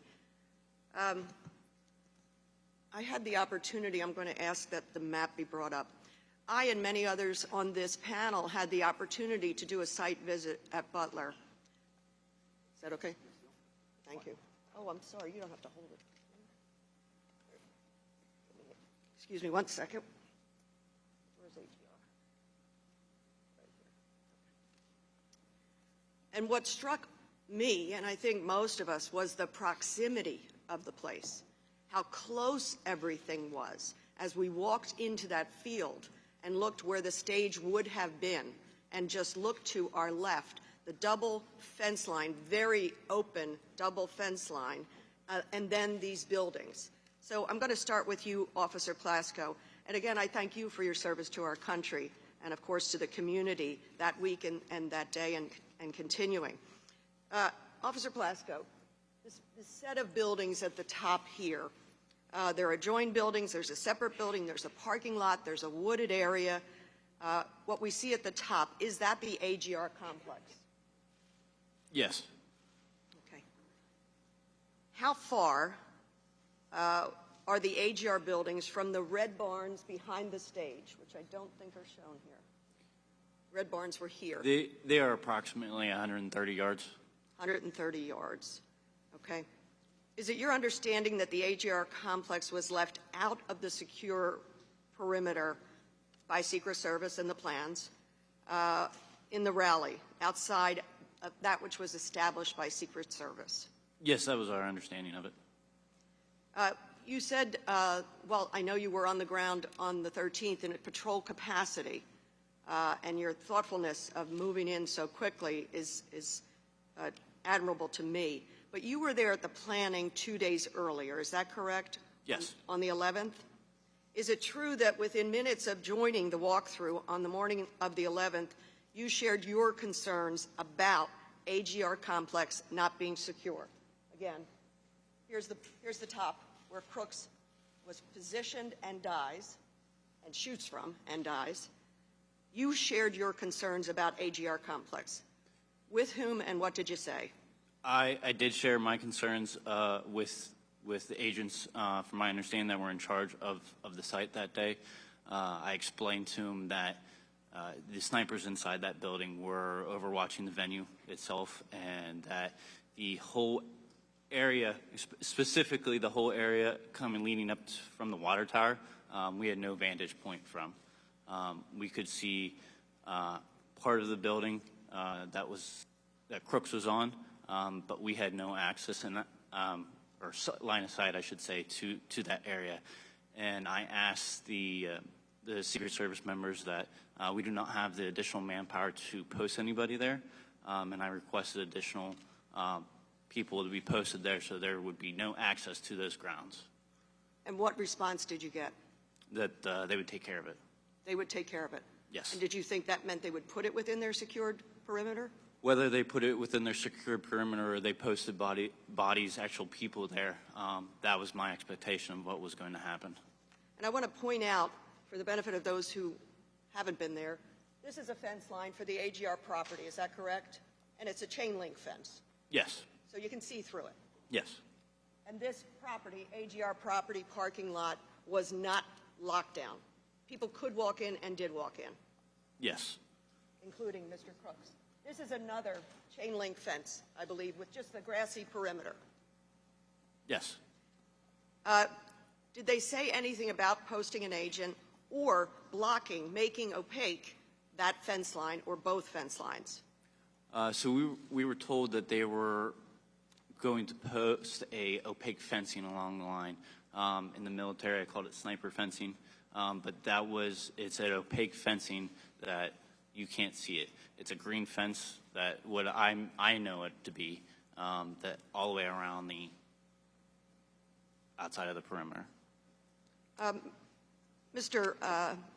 Lieutenant Herold, can you talk about whether or not there was a discussion about posting vehicles along either of those fence lines?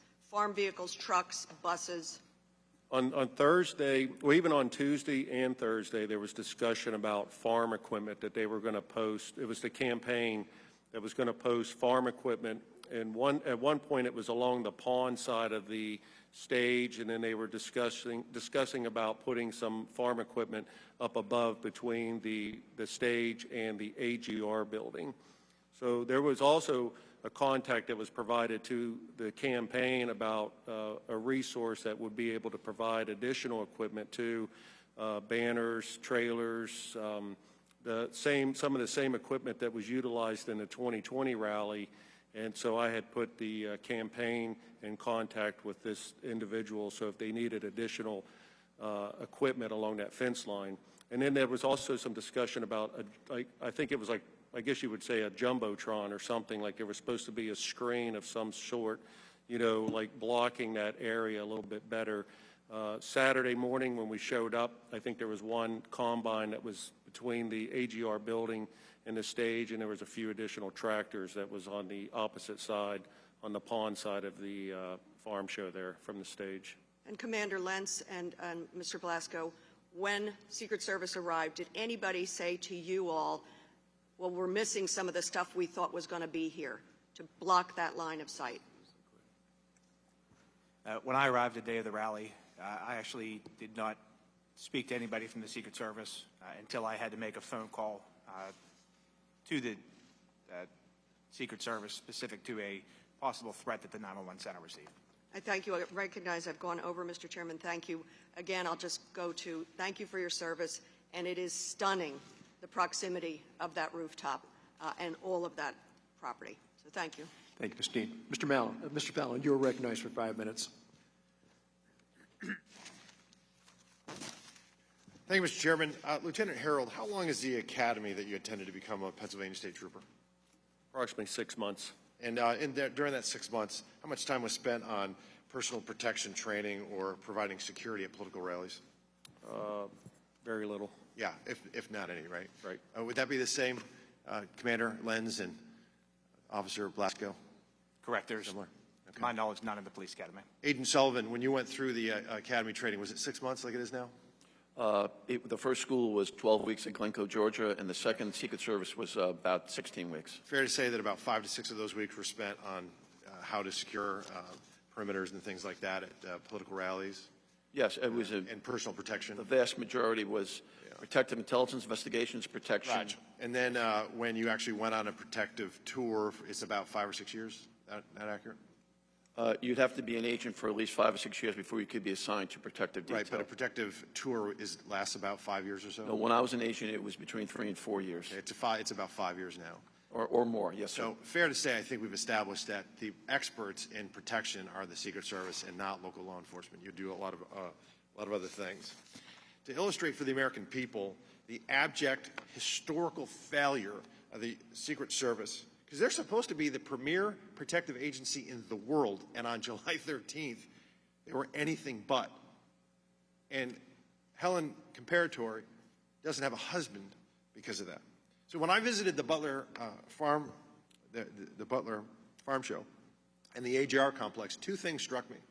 The absolute, that proximity of the AGR building to where the stage was and where President Trump was speaking. And also, when you're on the other side of that very limp chain link fence, how much, I'm shocked as to how many people were milling about that didn't go through any magnetometers or any security checks. Officer Blasco, do you have any idea how many people were on the grounds that day on the AGR On the property? AGR complex? Yeah. From talking to the sniper units in the AGR building, they said there was approximately 150 to 200 people. Okay, so there were hundreds there. All right. And so let me ask you this. Is the AGR property, it's outside the security perimeter, but there were hundreds of people 50 yards closer to the president than the shooter. We didn't know who they were. Commander Lenz, what's the highest structure in the direct proximity of the AGR building? The roof of the second floor of the AGR complex. But in the water tower. In the water tower, yes. The highest one. Did the Secret Service ask you all to post anybody up on the water tower? No, they did not. Okay. Would that have helped perhaps secure the area and mitigate the threat of the AGR building if we had somebody up there? I think it would help secure the AGR complex. Because you had a clear line of sight on it if somebody was up there, right? Correct. Yeah. But they didn't do that, did they? They did not. All right. Commander Lenz, as far as the walkthroughs, did the Secret Service perform a walkthrough with you all? They did. They did? On Thursday, there was a police walkthrough. Okay. And during that walkthrough, did they help you and advise you as to how to secure the AGR building? They did not. They did not. Lieutenant Herold? Our walkthrough was Thursday, and AGR building was not discussed. They wasn't discussed? Yeah, we were inside the fence line of the farm show, and we picked they picked their stationary post where they wanted troopers assigned within the perimeter, and the AGR building was never discussed. Okay, so we could have surrounded that building with, say, 8 or 10 officers, and it probably would have mitigated the threat the AGR building presented. Fair to say? Yes. And the Secret Service didn't ask you to do that? No. Okay. How about just clearing the area entirely? It's about 17 acres, but only about 4 or 5 of those acres have line of sight to where the president was speaking. Did they ask you to maybe put up some stakes around the perimeter, police tape, no trespassing? They asked you to do that? No, I knew AGR. I knew the parking was restricted that day. The business was not going to allow parking, but there was no other communication regarding the AGR. If the AGR property had been cleared, with police tape and some, don't trespass and nobody other than law enforcement walking about, would that have helped secure the area and mitigate the threat of the AGR building presented? No, it would have, but I know that they were going to sweep the farm show, so I'm not sure if that area was swept by Secret Service or not. I have no knowledge of that. We know that there were hundreds of people that didn't go through any security checks that were milling about on that property that day. Outside Could have the presented fence is a grave correct. threat, and we just got lucky in that regard. Yes, sir. Do you think that, I'd say Lieutenant Herold again, were law enforcement stationed on the roof of the AGR building? Did the Secret Service ask you to put people on the roof? PSP was not asked to put anybody on the Okay. roof of the AGR. Commander Lenz, were you asked to put anybody on the roof? We were not. Officer Blasco? No. No. But if there had been law enforcement on the roof, probably wouldn't have had a shooter on the roof. Fair to say? True. Yeah. How about drones? Agent Sullivan, to the best of your knowledge, were drones deployed that day to help mitigate the threat that the AGR complex presented? Mr. Fallon, having not been there, it's my understanding they weren't. The Secret Service had some technical issues with the drone. That's my understanding from public knowledge. Lieutenant Herold, if cameras had been placed on the AGR roof, would that have helped mitigate the threat? That would have. Where the Secret Service didn't place any cameras to your knowledge, did they? Not aware of any cameras on the roof of the AGR building. There's about 7 different ways the Secret Service could have secured that building. A 10-year-old looking at that satellite image could have seen that the greatest threat posed to the president that day outside the security perimeter was the AGR building and that roof. And a 20-year-old with a week's notice figured it out and outsmarted and outmaneuvered the entire U.S. Secret Service. And that is a shame, and it's a stain on their agency. And the best way to prevent these from happening is you don't react to them, you prevent them in the first place. Mr. Chairman, I yield back. Thank you, Mr. Fallon. Ms. Woolhane, you're recognized for 5 minutes. Thank you, Mr. Chair, and thank you very much, gentlemen, for joining us today. I want to join my colleagues in thanking you for your service. I, too, served in the military, and so I'm enormously grateful for the safety and security that you provide all of us when we're home.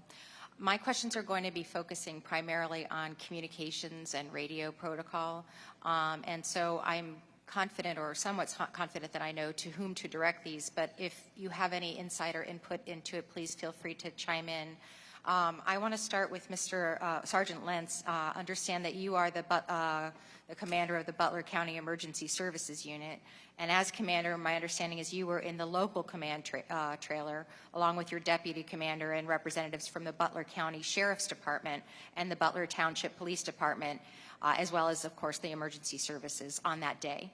Meanwhile, my understanding is that the Secret Service security room included representatives from the Secret Service, from the state police, and also from the Butler County Emergency Services. Just to start, is that a fairly accurate portrayal of who was where then? Yes. Perfect. Can you describe then some of the radio frequencies that were used by those various agencies? And I'll start with the Butler Police Department. What frequencies were they operating under? Sure. So the Butler Township Police Department was using a channel we call PD Ops 3, which was an operations channel just for the township units performing traffic control duties.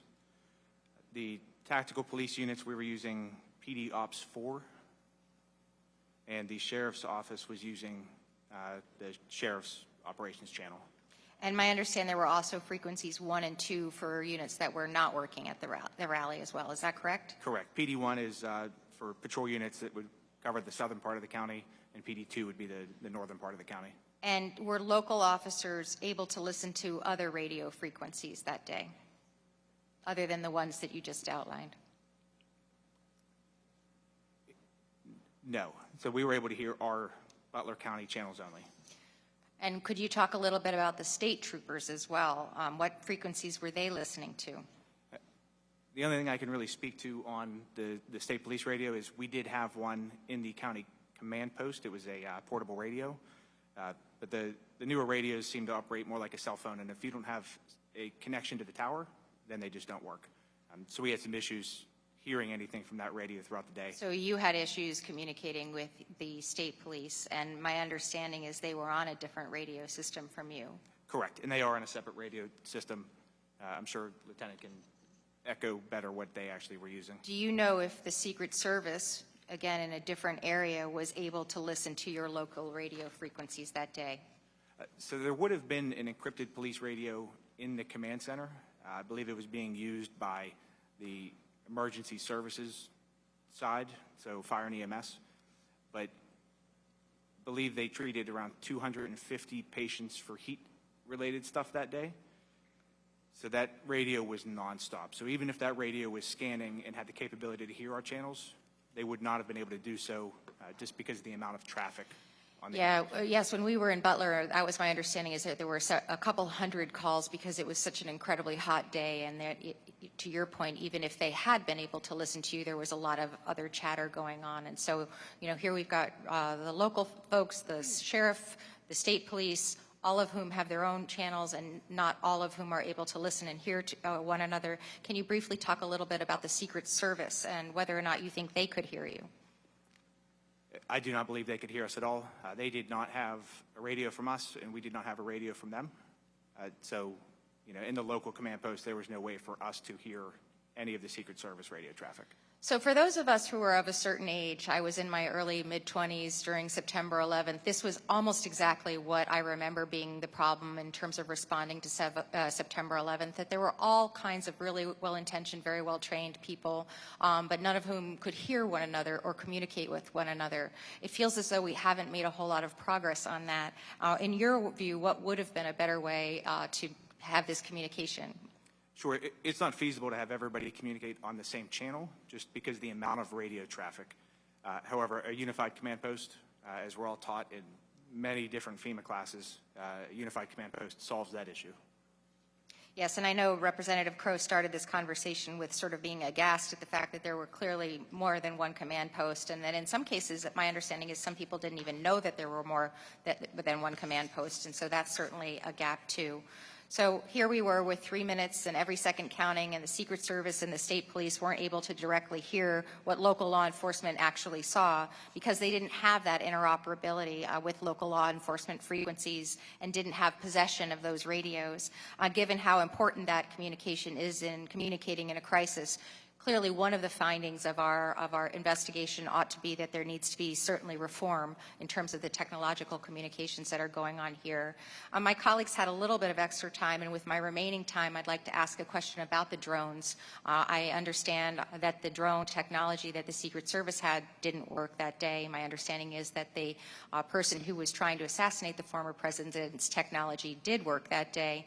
The last question that I have for you is we're always trying to solve for the last problem that we had, a shooter, a sniper. To me, we should be solving for the future problems that we aren't seeing coming around the corner, and those are emerging threats, evolving threats such as drone technologies. Gentlemen, do you have anything that keeps you up at night that isn't sort of the traditional sniper on a rooftop? Yeah, I believe that we've probably all considered the emerging threat that would be coming from a drone.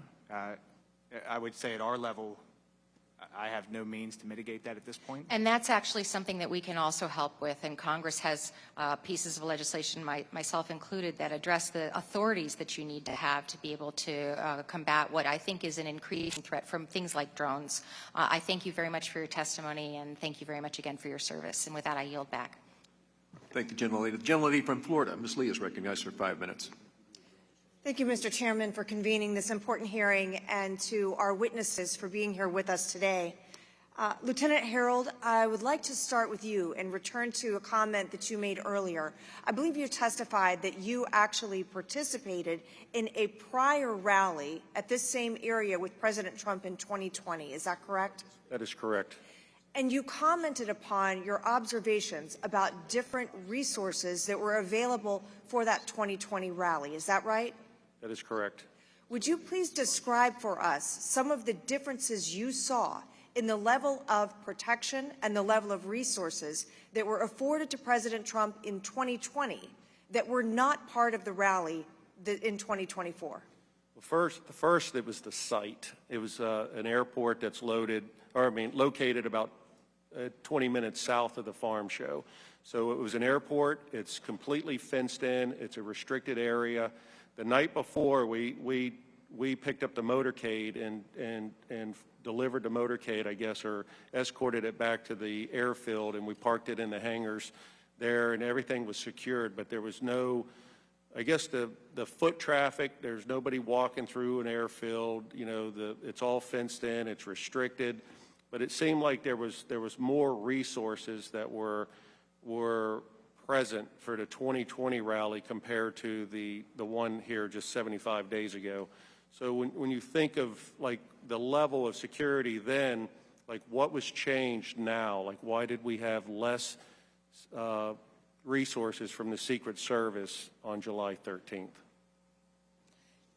In your observation, did it appear that there were a greater number of Secret Service agents involved in the 2020 rally?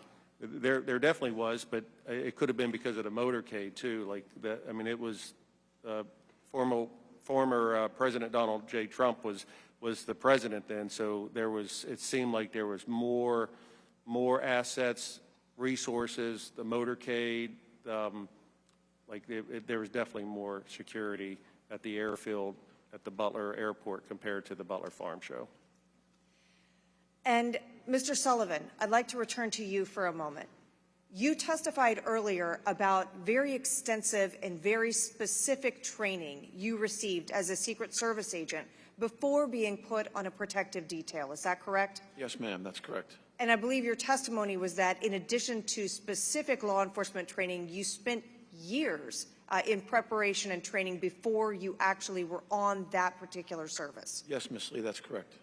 Now, other federal agents who may be brought in to supplement Secret Service in a rally such as this, do they receive that kind of training? No. So we've discussed earlier that state and local law enforcement would not and did not have that kind of specialized training. But to be clear, it is also true that other federal agencies don't receive that specific training, that specialized training either. Well, every agent that goes to the Federal Law Enforcement Training Center Criminal Investigative Training Program does get an introduction to protection. They do get some familiarity with it. And then before the Secret Service, I'm no longer there, but borrowed agents from other agencies. When I was an agent, we used ATF, IRS, Customs. Now it's Homeland Security investigators. They are briefed, and they get a briefing and a familiarization with Secret Service procedures. But remember, though, the agents that are helping from HSI are not doing the advance. They're not making decisions on how to create the security plan.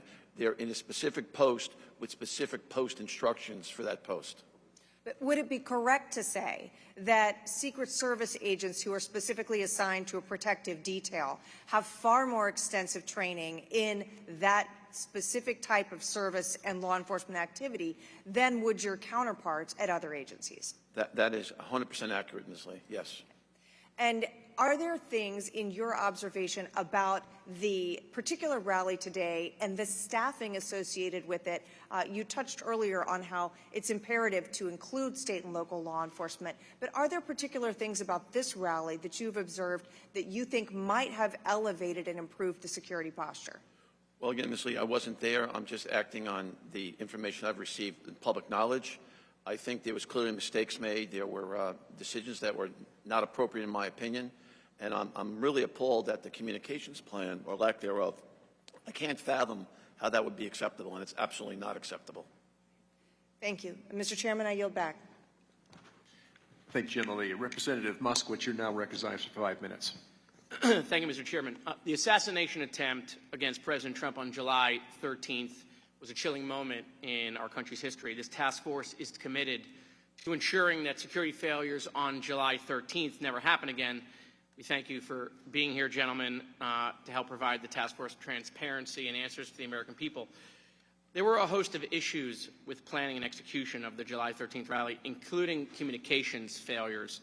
I'm familiar with communications issues. As the former Director of Emergency Management for Florida, I was the first emergency management agency to institute FirstNet for everyone in my emergency management agency and all of our CERT components. Additionally, I helped establish the Marjorie Stoneman Douglas Commission after a shooting at my high school in Parkland, which also had radio throttling and cell phone issues, major communication issues where police departments couldn't talk to each other even though they were at the same site. Sergeant Lenz, were there cell phone issues on July 13th, and if so, what were they? There certainly were. As more and more people started to arrive, it seemed that cell phone communications started to fail. I do have my cell service through FirstNet, so throughout the entire rally, I was able to make phone calls and send messages. But even in the command post, we were operating a mobile CAD and also a mobile radio platform that didn't have enough signal to actually operate. So we switched back to just using portable radios. Right. And just for the edification of people watching at home, following the communication failures on September 11th, 2001, the 9/11 Commission recommended the creation of a nationwide communications network that would include priority and preemption capabilities for our first responders. FirstNet was AT&T, Frontline was Verizon, and those plans allow priority and preemption capabilities for first responders to prevent that sort of thing. And so, Sergeant Lenz, to your knowledge, did any law enforcement personnel who had access to FirstNet or Frontline on July 13th report issues with their cell phones? So Frontline or FirstNet people, did they have any issues? To my knowledge, no, they worked the entire time. My pictures were a little bit slower to send, but they did go through. Yeah. Which members of local law enforcement can access Frontline or FirstNet? Do local law enforcement departments provide those? I do not know. Mine is actually my personal phone that I set up through FirstNet. Right, so you have to pay for that yourself? Yes. To have priority to make sure you can communicate? Yes. Right, okay. At the July 13th event, a local sniper sent pictures of the shooter to other local law enforcement officers approximately 45 minutes before the shooting at 5:34 p.m. While some officers received those pictures, several law enforcement officers reported that they did not receive those photos of crooks due to connection issues. Sergeant Lenz, our understanding is that everyone who had FirstNet was able to receive the pictures of crooks. Is it your understanding as well? Yes. Okay. To your knowledge, were the local law enforcement officers on the ground in Butler on July 13th that had FirstNet or Frontline, were any of those unable to receive it? Not that I've heard. Okay. Would all local law enforcement having access to FirstNet or Frontline help improve communication issues at major events, in your opinion? Yes. It's long been known that when you get a very, very large crowd of people, the cell system can only handle so much. At the 2020 rally, there was actually a FirstNet truck, I believe, that had been driven there and deployed as an additional cell tower. And I do not believe that occurred at this rally. But it does seem that the FirstNet is a very, very good option to make sure we have cell phone capabilities. Right. So I just want to think about it, right? So the 9/11 Commission recognized this in 2001. We created a solution, and yet it's 2024, and we're still not implementing that solution at the highest levels of our security agencies to keep former presidents safe, for law enforcement on the ground who are a part of that, for Secret Service who is a part of that. And so, we don't have to sit here and come up with a solution. They did it in 2001. Why has it taken so long to implement the solution? And so, the chairman said something that's totally true. People in this country absolutely should have a right to go to a rally, right, and listen to their president or candidate of choice and come home. By the way, parents should have the right to send their kids to school in this country, right, and for them to come home as well. Mr. Chairman, I yield back. Thank you. I thank the gentleman. Now recognize the Chairman of Homeland Security, Chairman Green. 5 minutes. Thank you, Mr. Chairman, and thank you and the ranking member for your leadership on setting up this hearing today in this investigation, and thank you to the witnesses. Colonel Christopher Paris, I think the commander of the overall Pennsylvania State Police, testified before the Committee on Homeland Security a few weeks after the events in Butler and a few weeks before this task force was formed, that a photo was taken of the shooter with a rangefinder actually actively ranging the podium. He further testified that image was texted to a PSP officer in the control center and showed to the U.S. Secret Service approximately 10 minutes before President Trump took the stage. Can you, Lieutenant Herold, confirm that testimony is accurate to your understanding? I have no knowledge of the image prior to or during the day of July 13th. So I can't answer to that. Like if it came up in the investigation, I had nothing to, or I have no working knowledge of the investigation, just the events that took place that day on the 13th. You were on the ground there that day. So Yes, sir. this was reported to us in committee and under oath. I mean, you know Christopher Paris, good man. I do. Your boss. Yes, sir. Okay. Mr. Sullivan, you've been made aware, I know my colleague, Mr. Walsh, talked about the intel. Apparently, the additional intel was received about 21 days before the event. It was reported, as I understand it, to the Trump detail 7 days before the event. Considering this heightened intelligence, do you think allowing President Trump to take the stage after an image of an individual ranging the podium with an optical rangefinder is received 10 minutes before was a good idea or a bad decision? Well, I don't know if the detail leader was told about that image being received. Had the detail leader been told about DCP, PSP guy says it was shown by on a text. The phone said, "Here, this is the image of the guy, somebody ranging the target." Yes, Mr. Green, I understand that, but that may have been someone in the security room, and that wasn't transmitted to the detail leader. I don't know if it was. So I'm just asking, well, let me ask this question. Is it, like, if any Secret Service agent is aware of something like that, can any Secret Service agent go, "Hey, whoa, stop, we don't need to let the president on the stage"? Absolutely. Okay, that Absolutely. didn't happen. Okay. But primarily it would be the detail leader's responsibility, but any agent could step in if she thinks it's an immediate emergency. Okay, good. Commander Lenz, you mentioned that the local law enforcement activity fired the first shot. Is that correct? That maybe hit you mentioned maybe that he withdrew. Do you think he was hit, or do you think he just sort of ducked because he was taking incoming fire? In speaking with the officer that fired that shot, he's very confident that his round was on target. And the way he described him, it wasn't a duck. Is the doctor still available and online? Yes, I am. Were there 2 bullet wounds in this individual, or just one, the headshot? No, it was just the one. Okay. I just found it interesting that when we were briefed by the FBI, we didn't get told about that shot taken by the local guys. Lieutenant Herold, did Secret Service, the shooter apparently had the gun stored somewhere, as I understand it, on near the AGR building. Did the Secret Service use canine teams to clear the site prior to the event that day that you're aware of? Is that a question for me, sir? Lenz, or you, sir, Commander Lenz? Or I'm not aware of any canines clearing the area of the AGR international property. We were told that K9 units would clear the farm show ground. So to me, I'm thinking inside the fence line at, I believe, 1100 hours that day. Are you aware that happened, either of you, that did occur? You saw a dog? My officers did report that there were dog teams in the same barn as that. Okay, very good.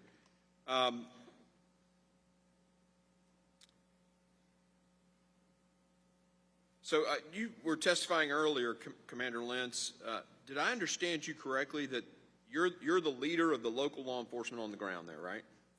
Just the tactical units. Okay, the tactical units. The first time you talked to Secret Service that day was when you needed them and you called them? Correct. Did anybody check in with you to make sure your guys were in the right place for the event? They did not check in with me, but They did not. Let me make sure I got this correct. The U.S. Secret Service is about to pull a security detail around a president at an event with a lot of people and a lot of risk, with a heightened risk from an international threat, and they didn't even check in with you to make sure your guys were in place and ready to go? Correct, not with me. And you're the leader of one of the tactical units covering this and had responsibilities on this site? Yes. I find that unbelievable.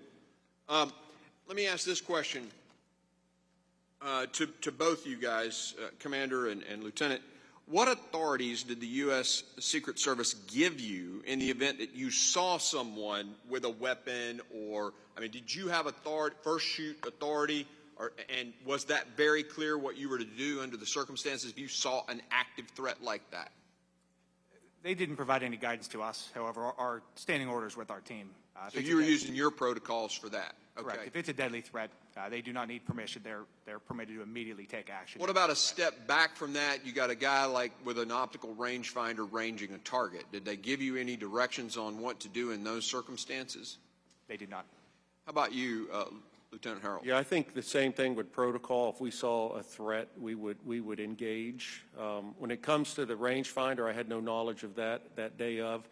During the same time frame, we were investigating 2 additional suspicious people that were on the fence line. And earlier when I said I was behind the stage, I had those 2 people in sight, and I was trying to get troopers to the location there for post 5 because he had saw what he reported as suspicious activity on the fence line. So we were also looking at that hearing the time frame, like about the same time that this information was coming in with for crooks as well.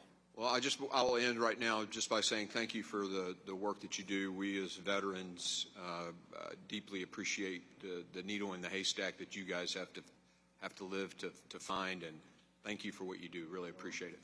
Very good. Thank you, Chairman Green. Now recognize the gentleman from Maryland, Representative Ivey, for 5 minutes. Thank you, Mr. Chairman.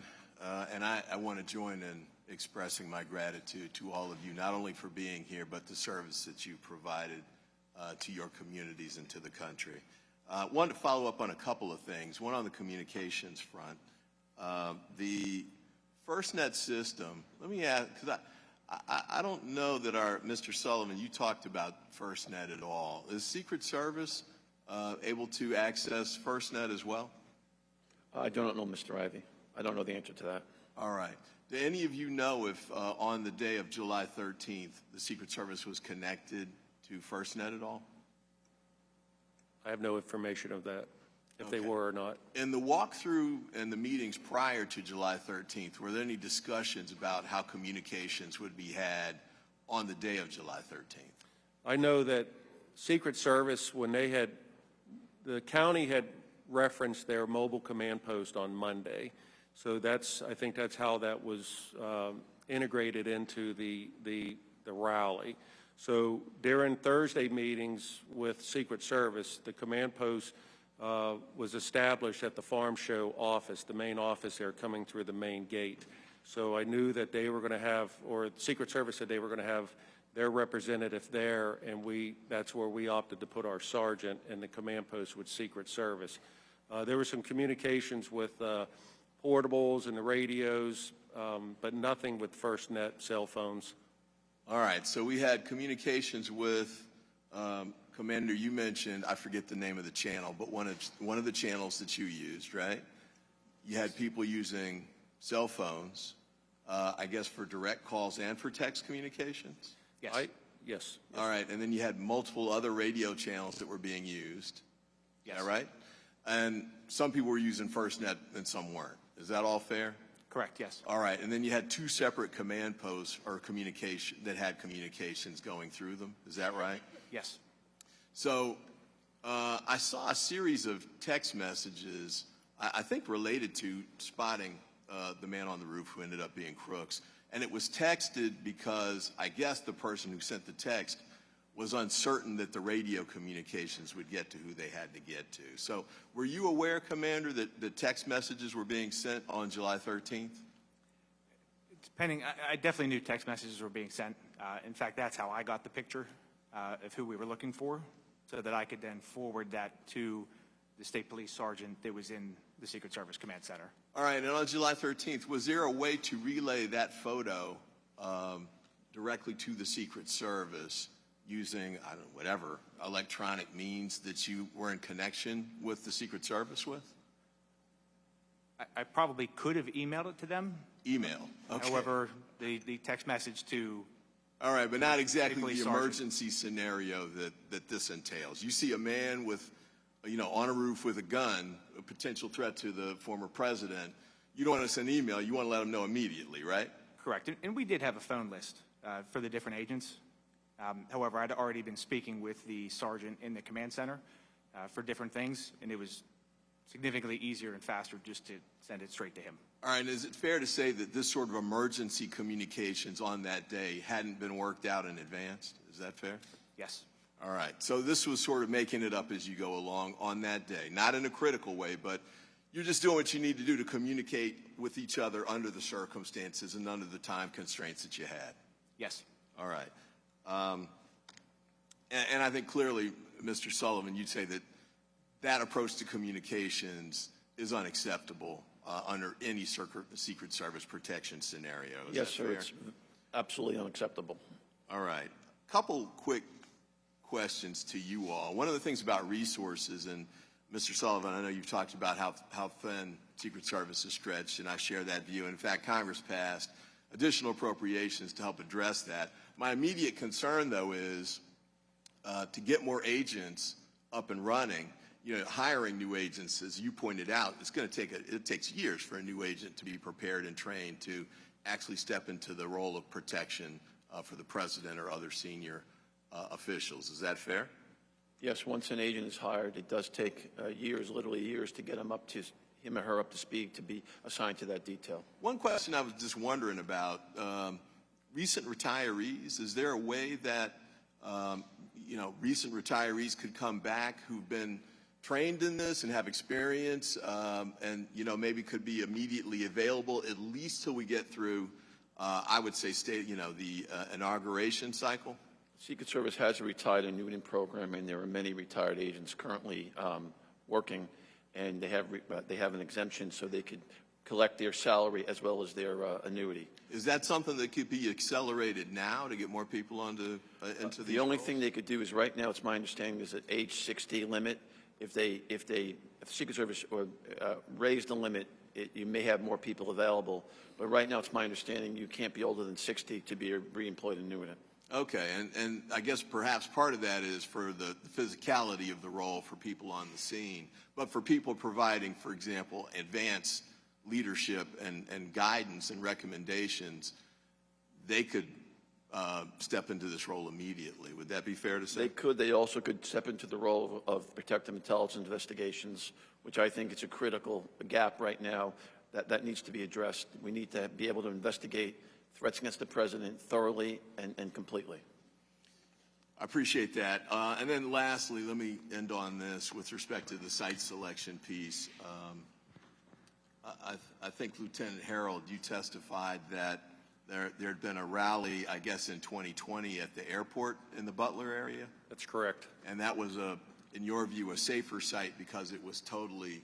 It was an active airport, so it was fenced in and restricted. So the entire airport is surrounded by a fence, so it would prevent a lot of unnecessary foot traffic or people driving their cars through. There's multiple entrances to the farm show. There's a back gate, there's a front gate. You can come through the hangars off the airport side. So there's a lot of areas to be able to access that venue.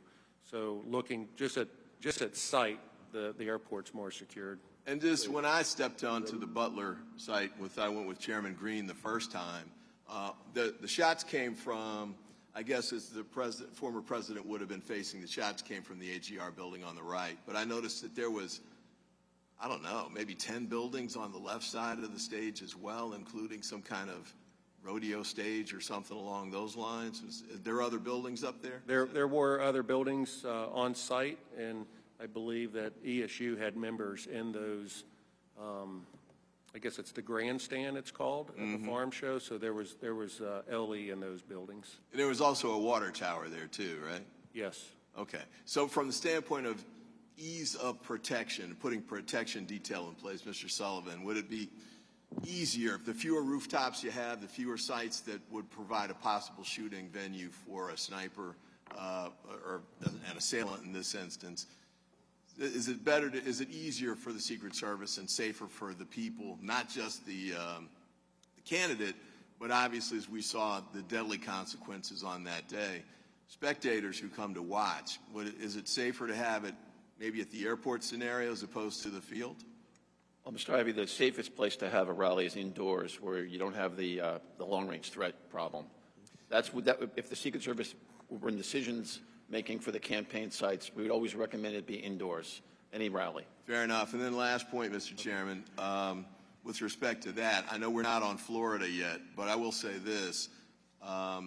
on the site selection piece, and certainly candidates, and I've been one myself, have a right to rest and relaxation.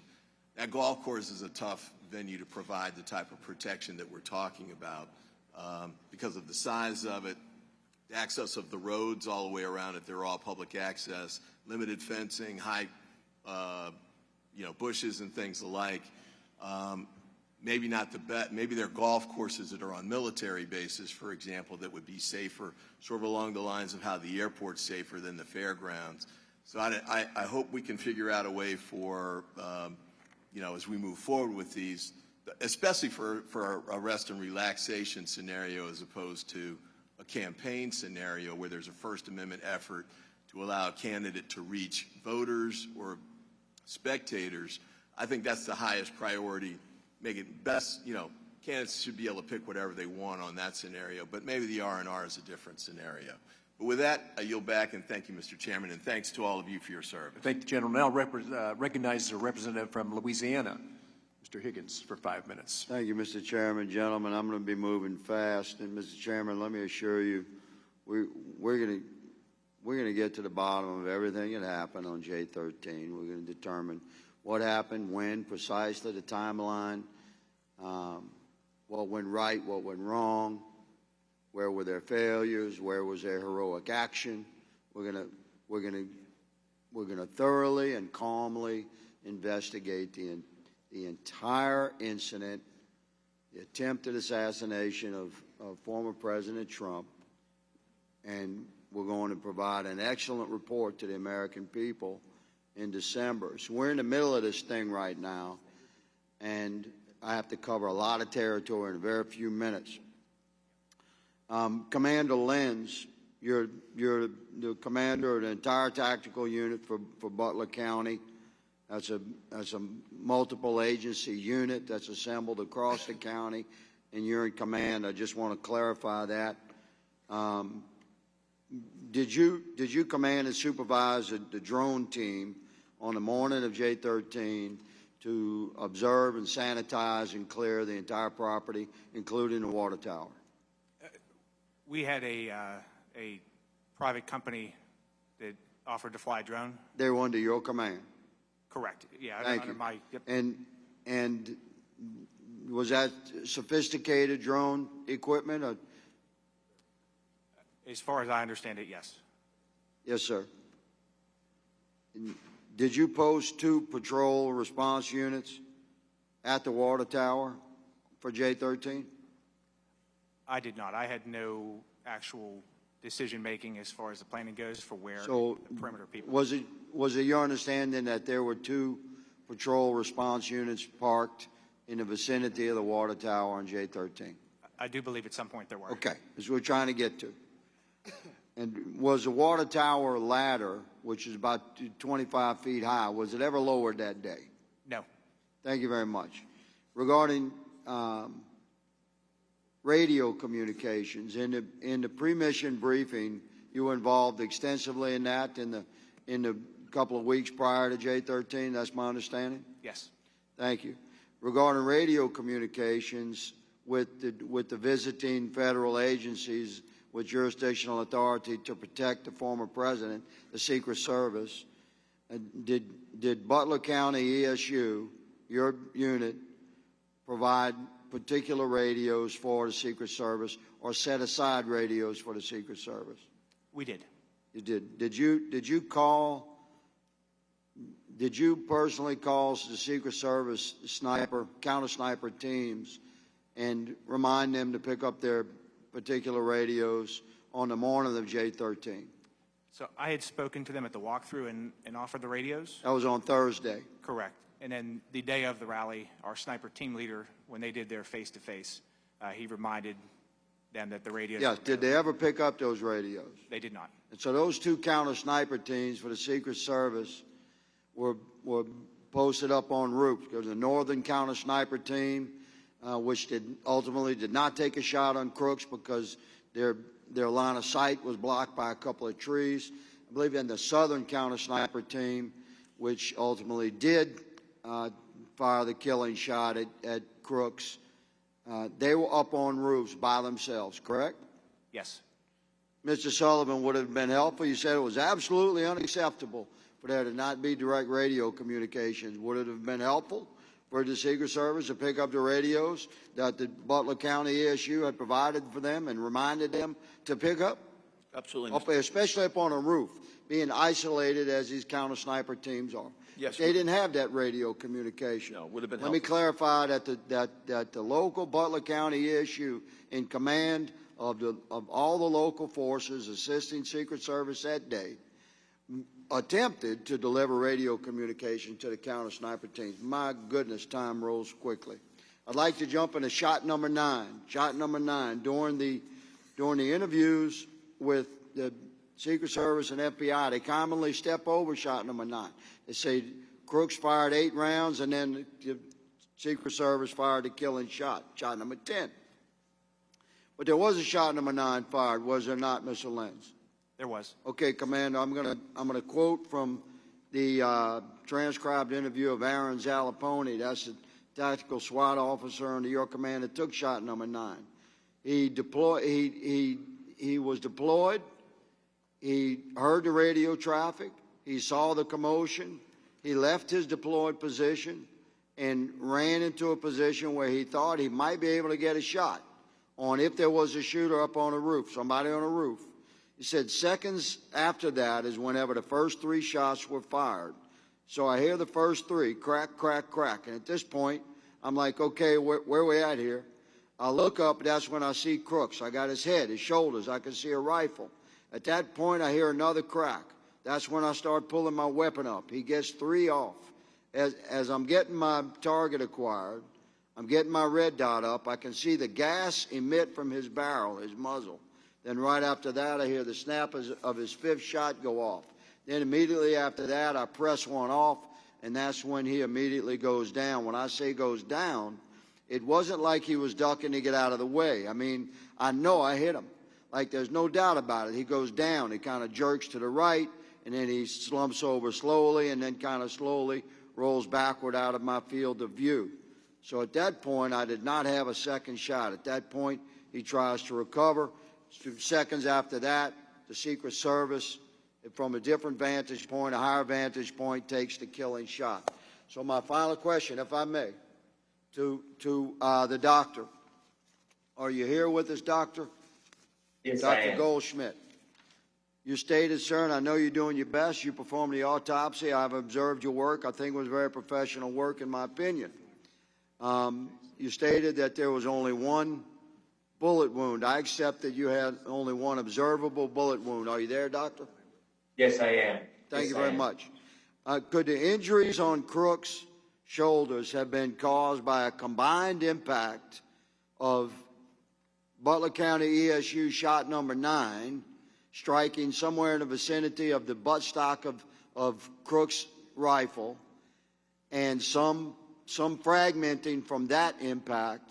Could the injuries on Crooks' shoulders have been caused by a combination of shot number 9 and shot number 10? Is that possible? No, I don't believe so. You don't believe it's possible. Does that mean it's possible? No, it's not possible. It's not possible. So I respect your testimony, but how would you determine if you removed only 1 fragment of a bullet? The FBI recovered no other bullets, that's our understanding, no other projectiles other than the partial projectile that you recovered from his shoulder. So you don't know where shot number 9 went, did you, Doctor? Correct. I do Okay. not. So is it not possible, you're saying it's not possible that shot number 9 went all the way through Crooks, and you had no way of knowing that because it was in the same wound that was further affected by shot number 10. You're saying that's not possible? The body, there was no evidence on the body of that occurrence. There you go, sir. That's different than impossible. Listen, thank you all for testifying today. Mr. Chairman, thank you for holding this first very important hearing. We shall do more, and we shall complete our work professionally. Thank you, sir. I yield. Yes, sir. Thank you. And you were correct. We will continue.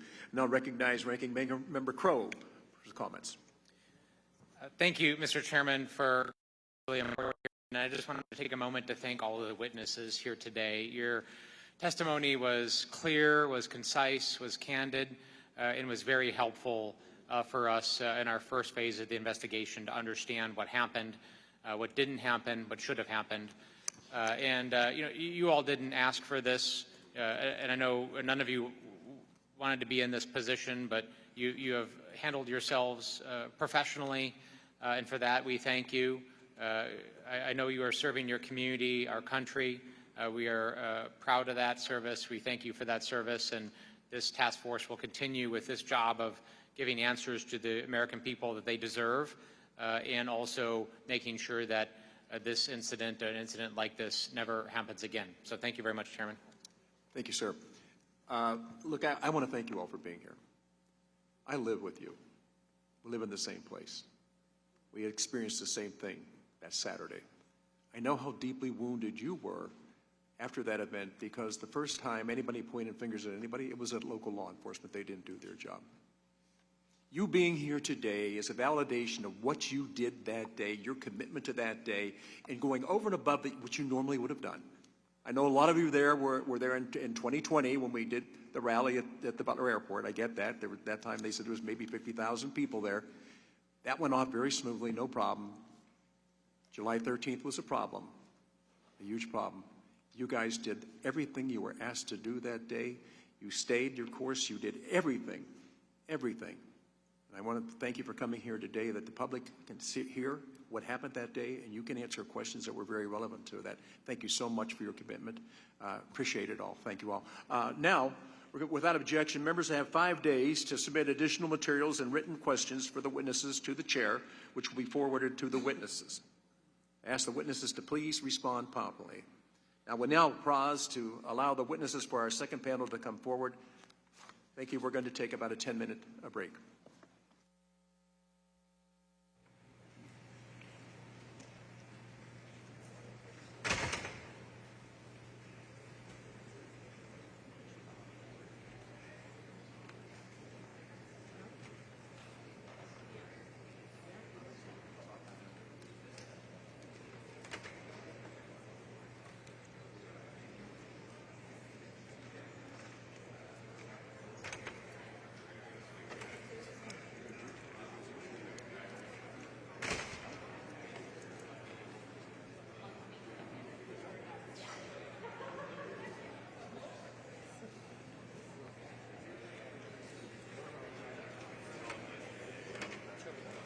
Oh, okay, yeah.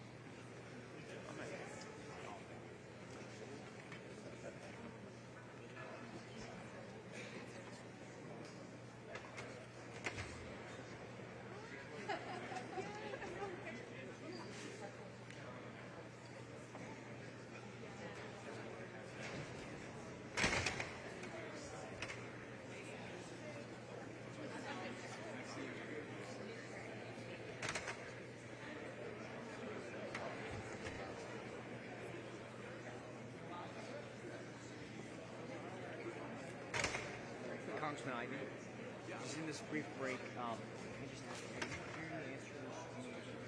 I think we're getting there. I think the main piece, the Secret Service, communications issues. Let me get up there. I'll be right back.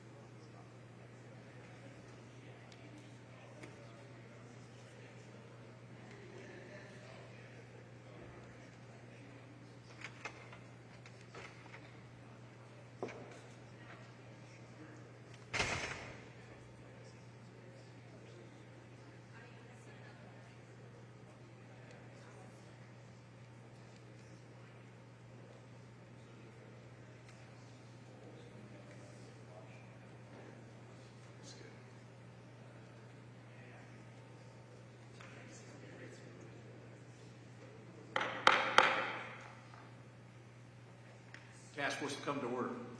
I would like to introduce the witnesses for our second panel. First, we have Representative Eli Crane from Arizona. Rep. Crane enlisted into the Navy to serve our country just a week after the September 11th attacks. 3 out of his 5 wartime deployments were with the Navy SEALs. It's great to have you here, Rep. Crane. Second, we have Representative Cory Mills from Florida. Rep. Mills enlisted in the Army at a young age, serving with the 82nd Airborne Division and Joint Special Operations Command. Both of these men have extensive experience as snipers in our military. They have both visited the site in Butler, where the former president was nearly killed, and have identified potential ways for Secret Service to improve their protection. It's important for the task force to hear from these snipers and learn from their experience, better understand how the Secret Service missed on these key areas of coverage. This is a particularly important, given the fact that former President Trump will be returning to the same site to finish his speech on October the 5th. I talked to both Cory and Eli before this. Rarely in your life do you have a second time to do the right thing after you messed up the first time. This panel will be different than the last. Both of witnesses will be allotted 5 minutes for remarks, and then we will gavel out. I want to now recognize Representative Crane for 5 minutes. Representative, thank you for being here. Thank you, Mr. Chairman. We appreciate the opportunity to appear before you today as you conduct this very critical hearing. For those of you who don't know, I served in the U.S. Navy from 2001 to 2014, had the opportunity to deploy to Iraq multiple times with SEAL Team 3. One of my qualifications was as a sniper. We are highly trained in various aspects of military operation, weaponry, technology, tactics, and all sorts of mission sets to include executive protection. With that background, it's evident to me that many basic security measures were completely dropped. That being said, you do not have to have a background in special operations to recognize the incompetence and security failures that led to the catastrophic vulnerabilities surrounding President Trump and the crowd that day. I hear from Americans every day in complete disbelief in the wake of 2 assassination attempts in 2.5 months that cannot believe how ineffective our Secret Service has become. There's simply no excuse. I'm glad I can testify today to share some insight into the operational failures of that fateful day. Rep. Mills and I visited Butler, Pennsylvania rally site immediately following the assassination attempt to investigate. I've also visited the site with Homeland Security Chairman Mark Green and my colleagues on the committee. Some of the main challenges facing Secret Service were completely avoidable. For example, we investigated the second-floor window. Secret Service agents and local law enforcement had access to overlooking the roof from where the shooter engaged the former president. I was able to confirm that had anyone stationed in the second story at AGR building come off of their weapon system, moved to the window, and looked out the window during their search to reacquire Thomas Crooks, they would have seen him within 30 to 40 yards of that position. He would have easily been spotted lying on that roof with no camouflage and his rifle. We were able to confirm that former Secret Service Director Cheadle was lying to Congress when she gave us the excuse that the roof was too slanted, too dangerous for Secret Service snipers to take up counter-sniper positions. But as myself and others who went up on that roof, it was not steep at all. Ironically, the positions that Secret Service counter-snipers posted themselves upon were actually far steeper than that roof at the AGR building. Furthermore, Secret Service did not have any of its counter-snipers on a nearby water tower, the tallest structure at the farm show grounds. I knew immediately upon setting foot at that site, and Mr. Chairman, you were there as well, that that's exactly where I would have placed myself as a counter-sniper because of its commanding view over the entire property. Not only would any counter-sniper have been able to easily engage Thomas Crooks from that position that he attempted to assassinate former President Trump, but it is very likely that Thomas Crooks might have decided to abort his mission and go home had we had counter-snipers on that water tower. The thing that we need to understand about security is how important deterrence is. Had Thomas Crooks visually spotted or located counter-snipers with the use of his drone that day, it is very likely that he would recognize that he would have been deterred long before ever getting into that position capable of having a direct line of sight to the podium and to President Trump, and would have possibly aborted his mission. Rep. Mills and I also ranged several other buildings and windows that were well within range for anyone with the desire to assassinate the former president. Upon our investigation that day, we were informed that nobody was posted on nor had conducted any advanced work amongst these very choice and accessible firing positions. Rep. Mills and I both concluded within minutes of observation from the same exact positions used by Secret Service counter snipers that this was a horrible venue for a rally, and Secret Service should have done everything possible to dissuade the campaign from hosting it there. To date, we have seen no evidence that Secret Service tried to dissuade the campaign from using the site due to the alarming threat profiles surrounding the site. Though I appreciate the former president's courage and strong desire to rally his supporters, I strongly suggest that he and his campaign avoid this site on October 5th and in the future, which leads me to my most concerning assessment now of both assassination attempts on the former president. I cannot be more clear. To this point, we have been extremely lucky. Whether either of these individuals were working in coordination with other groups, organizations, or nation states who desired to kill the former president, none of the individuals attempting to kill the president have been professionals. I can tell you that with authority by the weaponry and the gear they used, as well as the fact that Thomas Crooks took a headshot. I can tell you from experience that most snipers are trained to take center mass torso shots, if possible, for the very exact reason that we saw him miss a headshot on July 13th. I can also tell by examining Ryan Ruth's final firing position on the fence line of the golf course that he too was not a professional.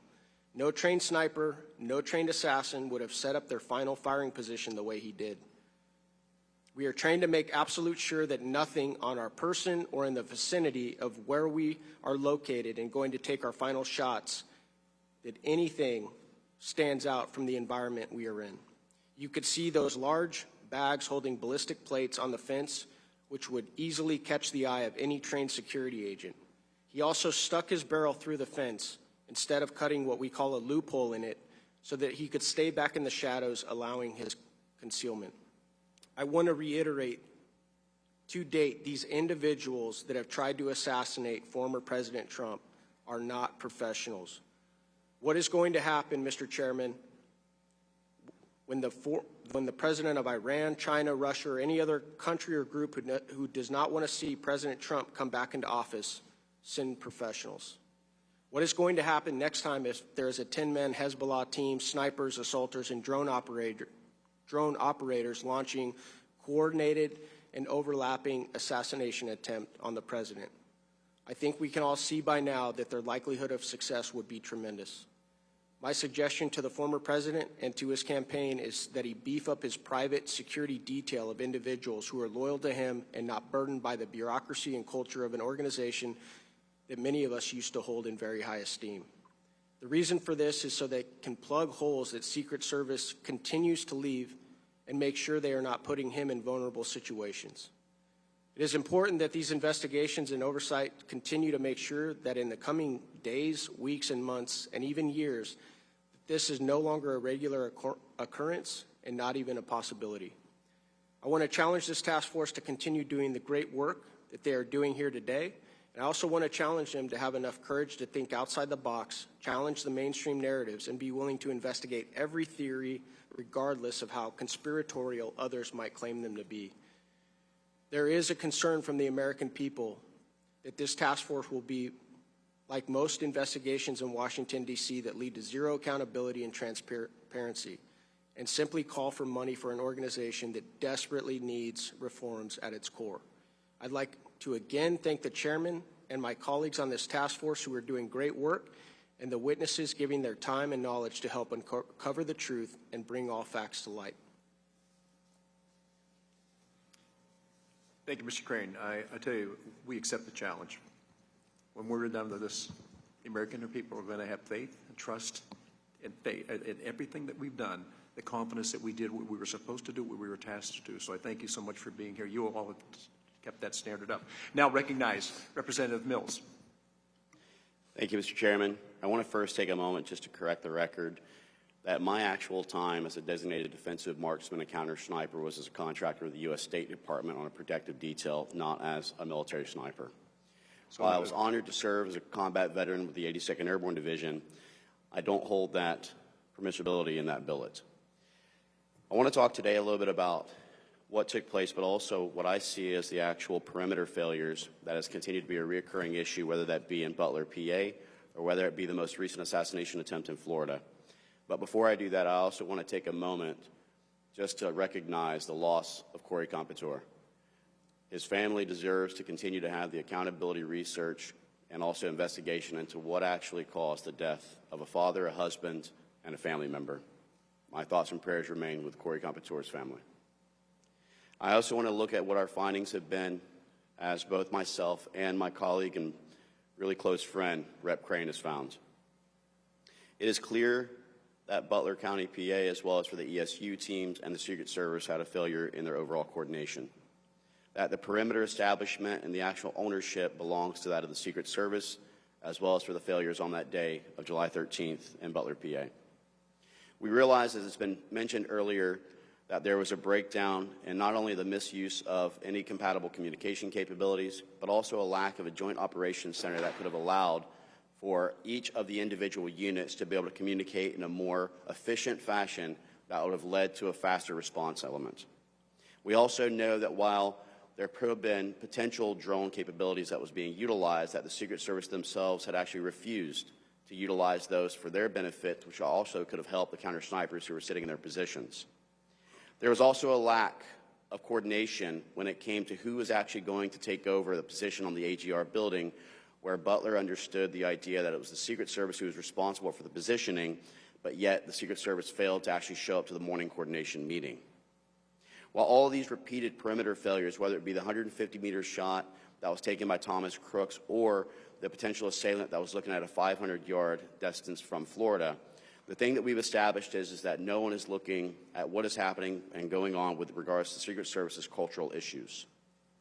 This is not a budgetary issue, and I want it to be clear that we cannot treat this as DC has continued to treat things, where we throw money at problems in hopes that it's actually going to cause that to be a solution. This breaks it down into three simple things. One is poor leadership of the United States Secret Service, whether that be under Director Cheadle or whether it be under Rowe. To quote Dan Bongino, who is actually a former Secret Service agent, he said that he does not feel any safer or better now than he did under Cheadle, having Rowe in the helm. I think leadership, as we can all admit to, whether it be in the military, the police force, or whether it be here in the House, leadership is one of the things that we must rely upon heavily, and there is a crisis in leadership. I also want to look at the fact that there is a prioritization across not just our military, but other departments and agencies to prioritize diversity, equity, inclusion under DEI, the meritocracy and readiness of our actual capabilities on the ground. But the further thing that I think is needing to be explored is the doctrine itself that is being utilized by the U.S. Secret Service. For too long, they've continued to go under a very specific and very understandable thing where whatever your title is that you hold results in the amount of resources and assets that are being allocated. This is a failure by any of us who understand security, or anyone who's even got a basic knowledge of security, that you must conduct the necessary threat analysis to determine the risk management matrix that then determines what the assets and resources that should be allocated. This is not as simple as saying that you're a former president and therefore there is a one-size-fits-all for Jimmy Carter, Bill Clinton, President Bush, or former President Donald J. Trump. We must acknowledge the fact that what we're looking at now is also the fact that so much time has passed and so much of the actual potential evidence has been destroyed or put away, that purposeful intent is now indistinguishable from criminal negligence. Having laid in the actual position where Thomas Crooks took the shot above and upon the AGR building, as well as having sat with Rep. Crane and ranged the position from the counter-sniper teams where the alleged shot was taking place, this is something that should have been preventable and should have been known to the counter-sniper teams. I want to also point out the fact that, as Rep. Crane discussed, I think that until the actual problem and the solution can be found for the Secret Service with the three key areas that I've talked about, that a private security detail who does not have any political agenda or affiliation to protect the president is what my recommendation would be to ensure that the inner core is basically protected at all times, utilizing his available Secret Service assets and resources to be pushed out further to allow that perimeter failure to be completed. I want to thank the task force for giving me the opportunity to actually testify before you. And I want to point out that when we're looking at the map that's behind you, Mr. Chairman, that it is not just the AGR building 150 yards away approximately that was the issue, but even if you look directly to the 12 o'clock of the stage, you have the Kubota dealership, which is only within about a 400-yard shot placement, which Rep. Crane and many snipers and counter snipers can tell you is a very feasible shot. When speaking to the Kubota dealer, we noted the fact that not a single Secret Service or local law enforcement agent had ever talked to that dealership to ask them whether or not they could put any snipers on the rooftop or whether or not they could actually utilize that as an overwatch position. If you look to what would be from my vantage point right now, which is the 3 o'clock, which would be the 9 o'clock for the president, that was the area that was actually the third counter sniper team that one of our whistleblowers, Ben Schaefer, had talked about from his vantage point and being able to see Thomas Crooks at an earlier time. Mr. Chairman, I point these things out to the committee, and again, to echo my good friend Representative Crane, I challenge you to continue to go forward and to not be feared away from the idea of being labeled a conspiracist by looking into every possible outcome, being able to look at every possible provided video, listen to every single testimony of each individual whistleblower. But I also pledge my continued support for the task force, as does Rep. Crane, to provide information, intel, and any of our findings to help further this investigation. While it is an independent investigation, I want you to know that it is not exclusive of the efforts in which you are taking, and that we are here to work together to try and find a solution to improve our Secret Service and to guarantee the protection of not just President Donald J. Trump, but any of the actual nominees on either side of the aisle. Thank you so much for this opportunity. I want to thank you both. Now, we have put the picture of that whole area. One of the recurring questions was the perimeter where it should be? Now, you two were both there. I know you were both up on the roof of AGR. I've been in constant conversation with the people who run the AGR. They didn't know on July 13th that their whole area was something that was going to be just overrun with people.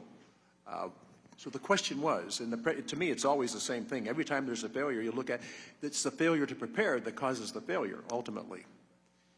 You two, with your expertise and having been there and both being on that roof, when I first walked on when I first walked on the grounds, but whenever Eli and I walked on the grounds when Homeland was there, the first thing Eli said to me as we started to go across the open area is, who was in the water tower? What sniper was in the water tower? And I said, you know what, I have no idea that there was anybody in the water tower. As you've pointed out, and I've heard too many times, that the reason we didn't have people on the roof of the AGR, it was too hot that day. Well, it wasn't too hot for Thomas Crooks. The fact that we weren't there allowed him to be there. Now, as I said earlier when we opened the whole conversation, we are going to have a second chance to do the right thing and correct the failures of July 13th. The president has decided that he is going back to this site. And I think we know him well enough. He defies any type of logic when it comes to, sir, we're concerned about your safety. And his answer is always the same thing. I'm committed to serving the people of this country. Nobody puts themselves in that position that I've ever been around before. You all served that way, but to me it's astounding that this gentleman is ready to go back to a place where he almost lost his life. I don't think my wife would allow me to do that. Apparently his family, and they've gone through a lot, are going forward with this. But I want you to, because of your expertise, because Eli was the first one to say that. Who was on the water tower? Where was the perimeter? Who tried to put that whole game together? And we found from our first panel today, there was very little coordination. They couldn't talk to each other. They didn't have the ability to communicate. So from the standpoint that you've all been in and looking at where we are, and so everybody understands this as I look at this. This is the AGR building. The water tower is right here. The president was down here.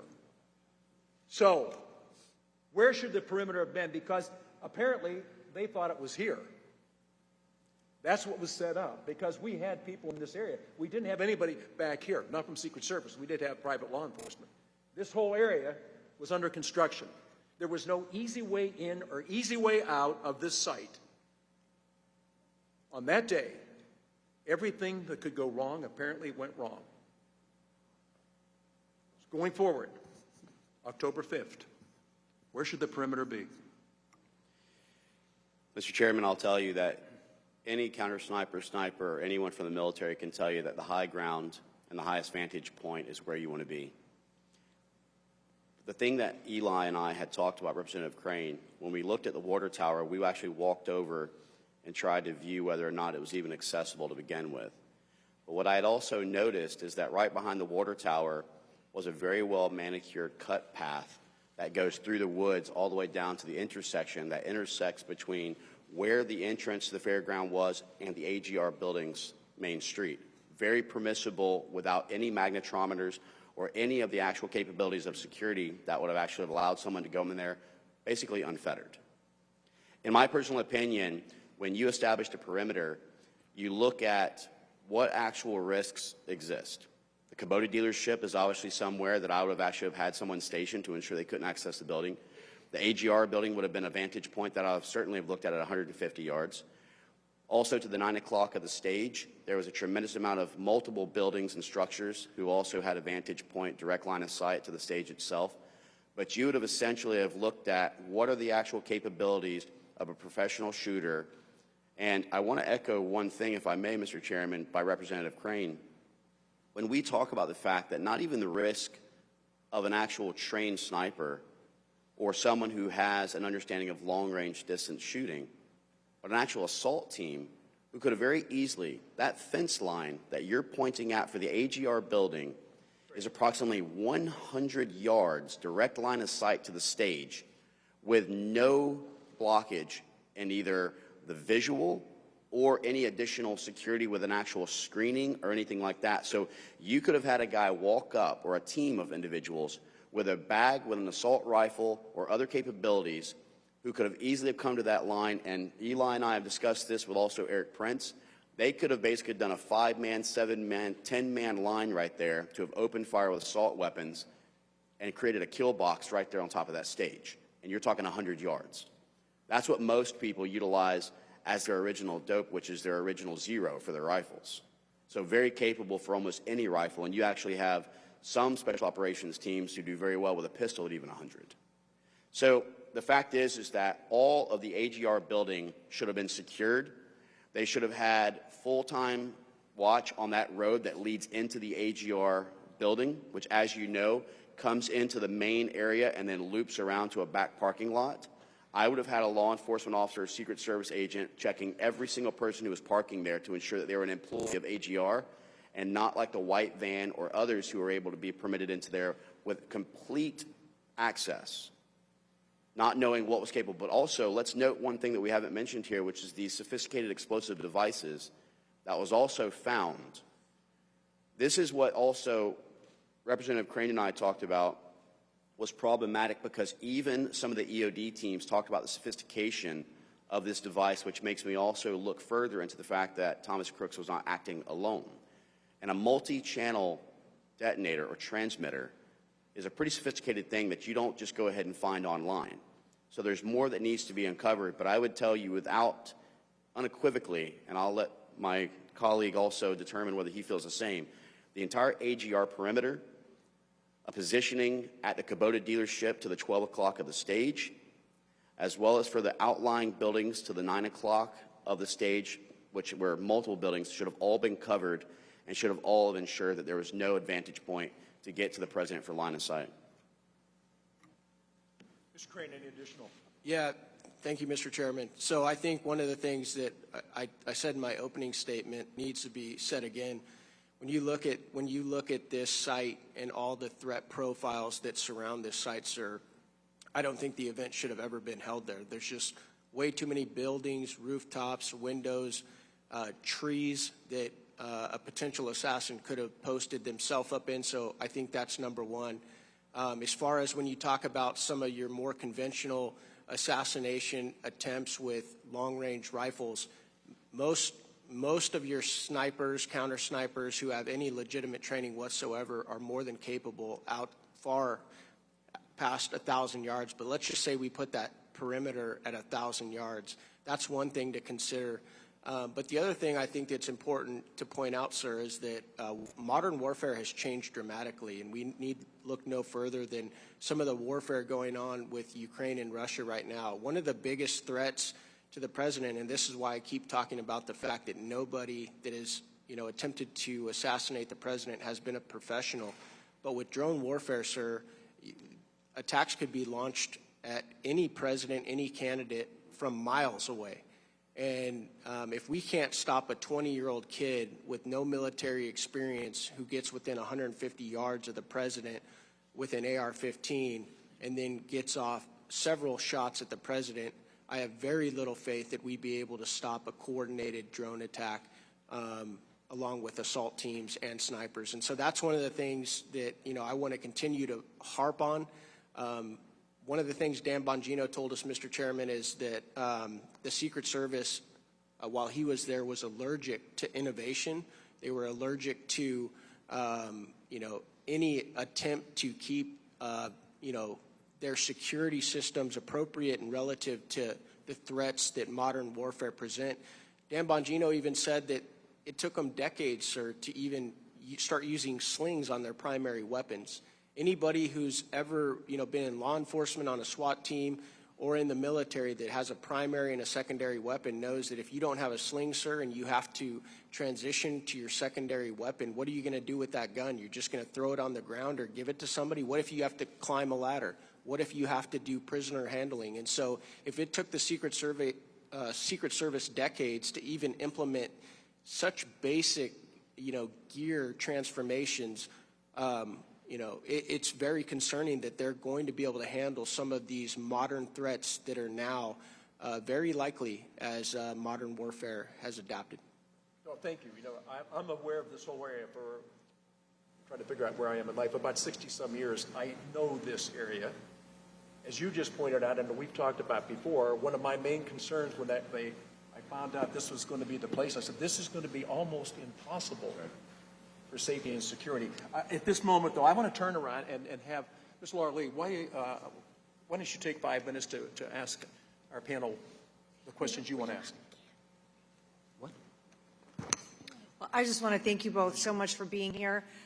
Your unique backgrounds and your insight about this subject matter is very valuable to us, and I appreciate you taking the time to participate in our hearing. I know you both have had an opportunity to cover in your statements some of the key things that you think are important for both the public and the committee to understand about the incident in Butler. Are there other things in particular areas of inquiry that you want to see this committee utilizing going forward, particular witnesses you think that we should have? Any thoughts you have about what and whom we should be bringing in to testify? Yeah, I think one of the things that I've seen online, and let me be clear when I say this, guys, so much of any investigation, I think, needs to be open-minded and willing to look at anything and everything that, even if it might be outside the official narrative. Even if you talk to somebody and find out that the evidence that they're presenting, might not hold water, might lack credibility, I think that's extremely important. One of the videos that I've seen online is from a gentleman named John Colin, who talks about the possibility of a second shooter, and he shows a video, Ms. Lee, where in this video he shows a bullet traveling down a path and the disruption that round supposedly makes, and then flies into one of the stadium fence railings. That shows that it would have been very, very difficult for that round to travel the path that it did had it come from Thomas Crooks. I think that you need to bring this gentleman in, see his evidence, and if you don't think it holds water, then you need to make that assessment. But that was one of the things I said in my opening testimony. Far too often, especially as representatives, we're scared that if we investigate something that others are saying might be conspiratorial, then that might defame us or give us a lack of credibility. But I think any investigation out there that's worth its salt will look at any theory and then try and disprove, debunk it, or see if it holds water and run with it. So John Cullen is somebody I think you guys should bring in here and look at the video evidence that he has of a bullet traveling, in a trajectory, in a path that would not have been able to come from Thomas Crooks. And I'd like to just echo this. The one thing that doesn't lie is bullet trajectory and also the coefficients that it carries. And I think that Eli and I had talked about this prior to the hearing, but also multiple times about John Cullen's video that does show, if you look at people who were injured and the actual line of sight and where it was to the stage, just kind of what the possibilities were and how many shots were truly taken. The other thing that I would like us to continue to look at within this committee is that what are the overall, while we can try and talk about threat analysis, what are the things, and as Representative Crane had pointed out, even drone capabilities, knowing how sophisticated things have gotten, what are we missing with regards to risk management and mitigation strategies that exist now that didn't exist 20, 30 years ago, where they've not updated their training platform and portfolio to incorporate? What type of counter-drone capabilities do we have? What do we have as far as an understanding of what types of things we can enact immediately to try and get an improvement upon perimeter security layouts? And also even our communication capabilities. We found that even the counter-snipers were utilizing text messaging as one of the means of communication, knowing that, Eli and I can tell you, you have to come off the rifle or come off the scope if you're a spotter in order to try and text someone information and details. When they tried to say that we may not have had any type of good Wi-Fi or comms or internet, the Starlink system that we utilize in Ukraine and other areas has been proven to be something that can not only be set up immediately, but could be utilized and incorporated into the team's overall equipments.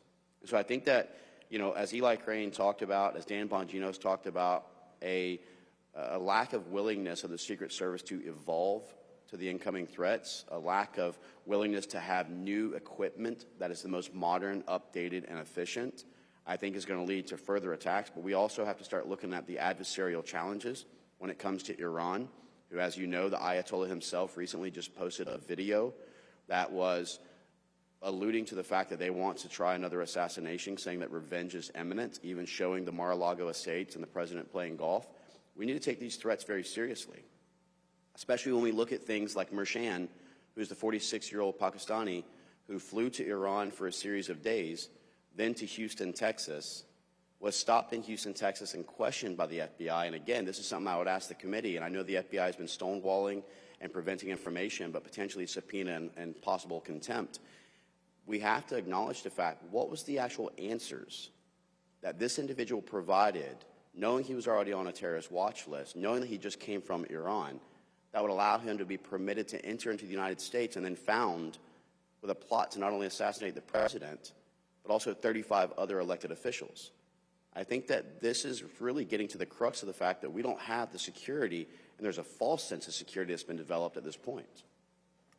Well, thank you both. I certainly appreciate your thoughts and perspective, and can certainly attest that both myself and the chairman and all of the other members of the committee are committed to ensuring that we review and investigate all of the relevant theories, that we're receiving input from members of Congress, from the American public, as well as those who were there, who are the actual day of witnesses of these events. So I know that we will continue in that path forward and appreciate your input. Thank the gentlelady. Mr. Higgins. Thank you, Mr. Chairman. I just want to thank my colleagues and veteran brothers, Eli and Cory, for being here today. You have my commitment, each of you, to have candid and private conversations as we continue our investigations. I especially want to meet with you regarding your trajectory studies. I've conducted my own and found that some of the digital recreations for trajectory data doesn't include some of the pretty extreme terrain variances of elevation versus depression of the AGR complex versus the actual stage area. So I'm looking forward to working with you both on that. Let's try to come to a conclusion that we can say, okay, this is what the complete truth is, because we must investigate every potential theory. I don't consider anything to be a conspiracy theory. There are theories of what happened that day, and they all deserve complete, calm, thorough investigation. So you each have my commitment to work with you on that, and I know that this task force is committed to determining ultimately the same thing you gentlemen are, which is a complete and full reveal of truth to the American people. Thank you, Mr. Chairman. I thank my colleagues for being here today. Thank you, sir. So I want to thank both of you for being here. You know, some of the things you pointed out, the one thing that this task force does have, the subpoena power, and when you talk about people slow walking you and people not answering questions completely, that's our job to say, you know what, I understand you don't want to answer that question, but I want you to understand that we are going to be sure that you answer that question. The American people deserve to know the truth. I keep hearing they're not strong enough to stand it. They are strong enough to stand it, and if not now, when? I believe we are at a very dangerous time. Very, very dangerous time, and we have our eyes closed and our ears plugged saying, no, that's not happening. It is happening, and it's very dangerous. I want to thank both of you for your expertise. I want to thank both of you for your courage to come forward and bring that information out. I also want to thank the task force that has been working tirelessly and will continue to work tirelessly until we get to the end. But when we get to the end, it will be a finished piece of work, one that is complete in every way, that we will have exhausted everything we can do to get to the truth and make sure that the American people have the faith, the trust, and the confidence that they need to have in all our agencies. Thank you both for being here. And without objection, the committee is adjourned.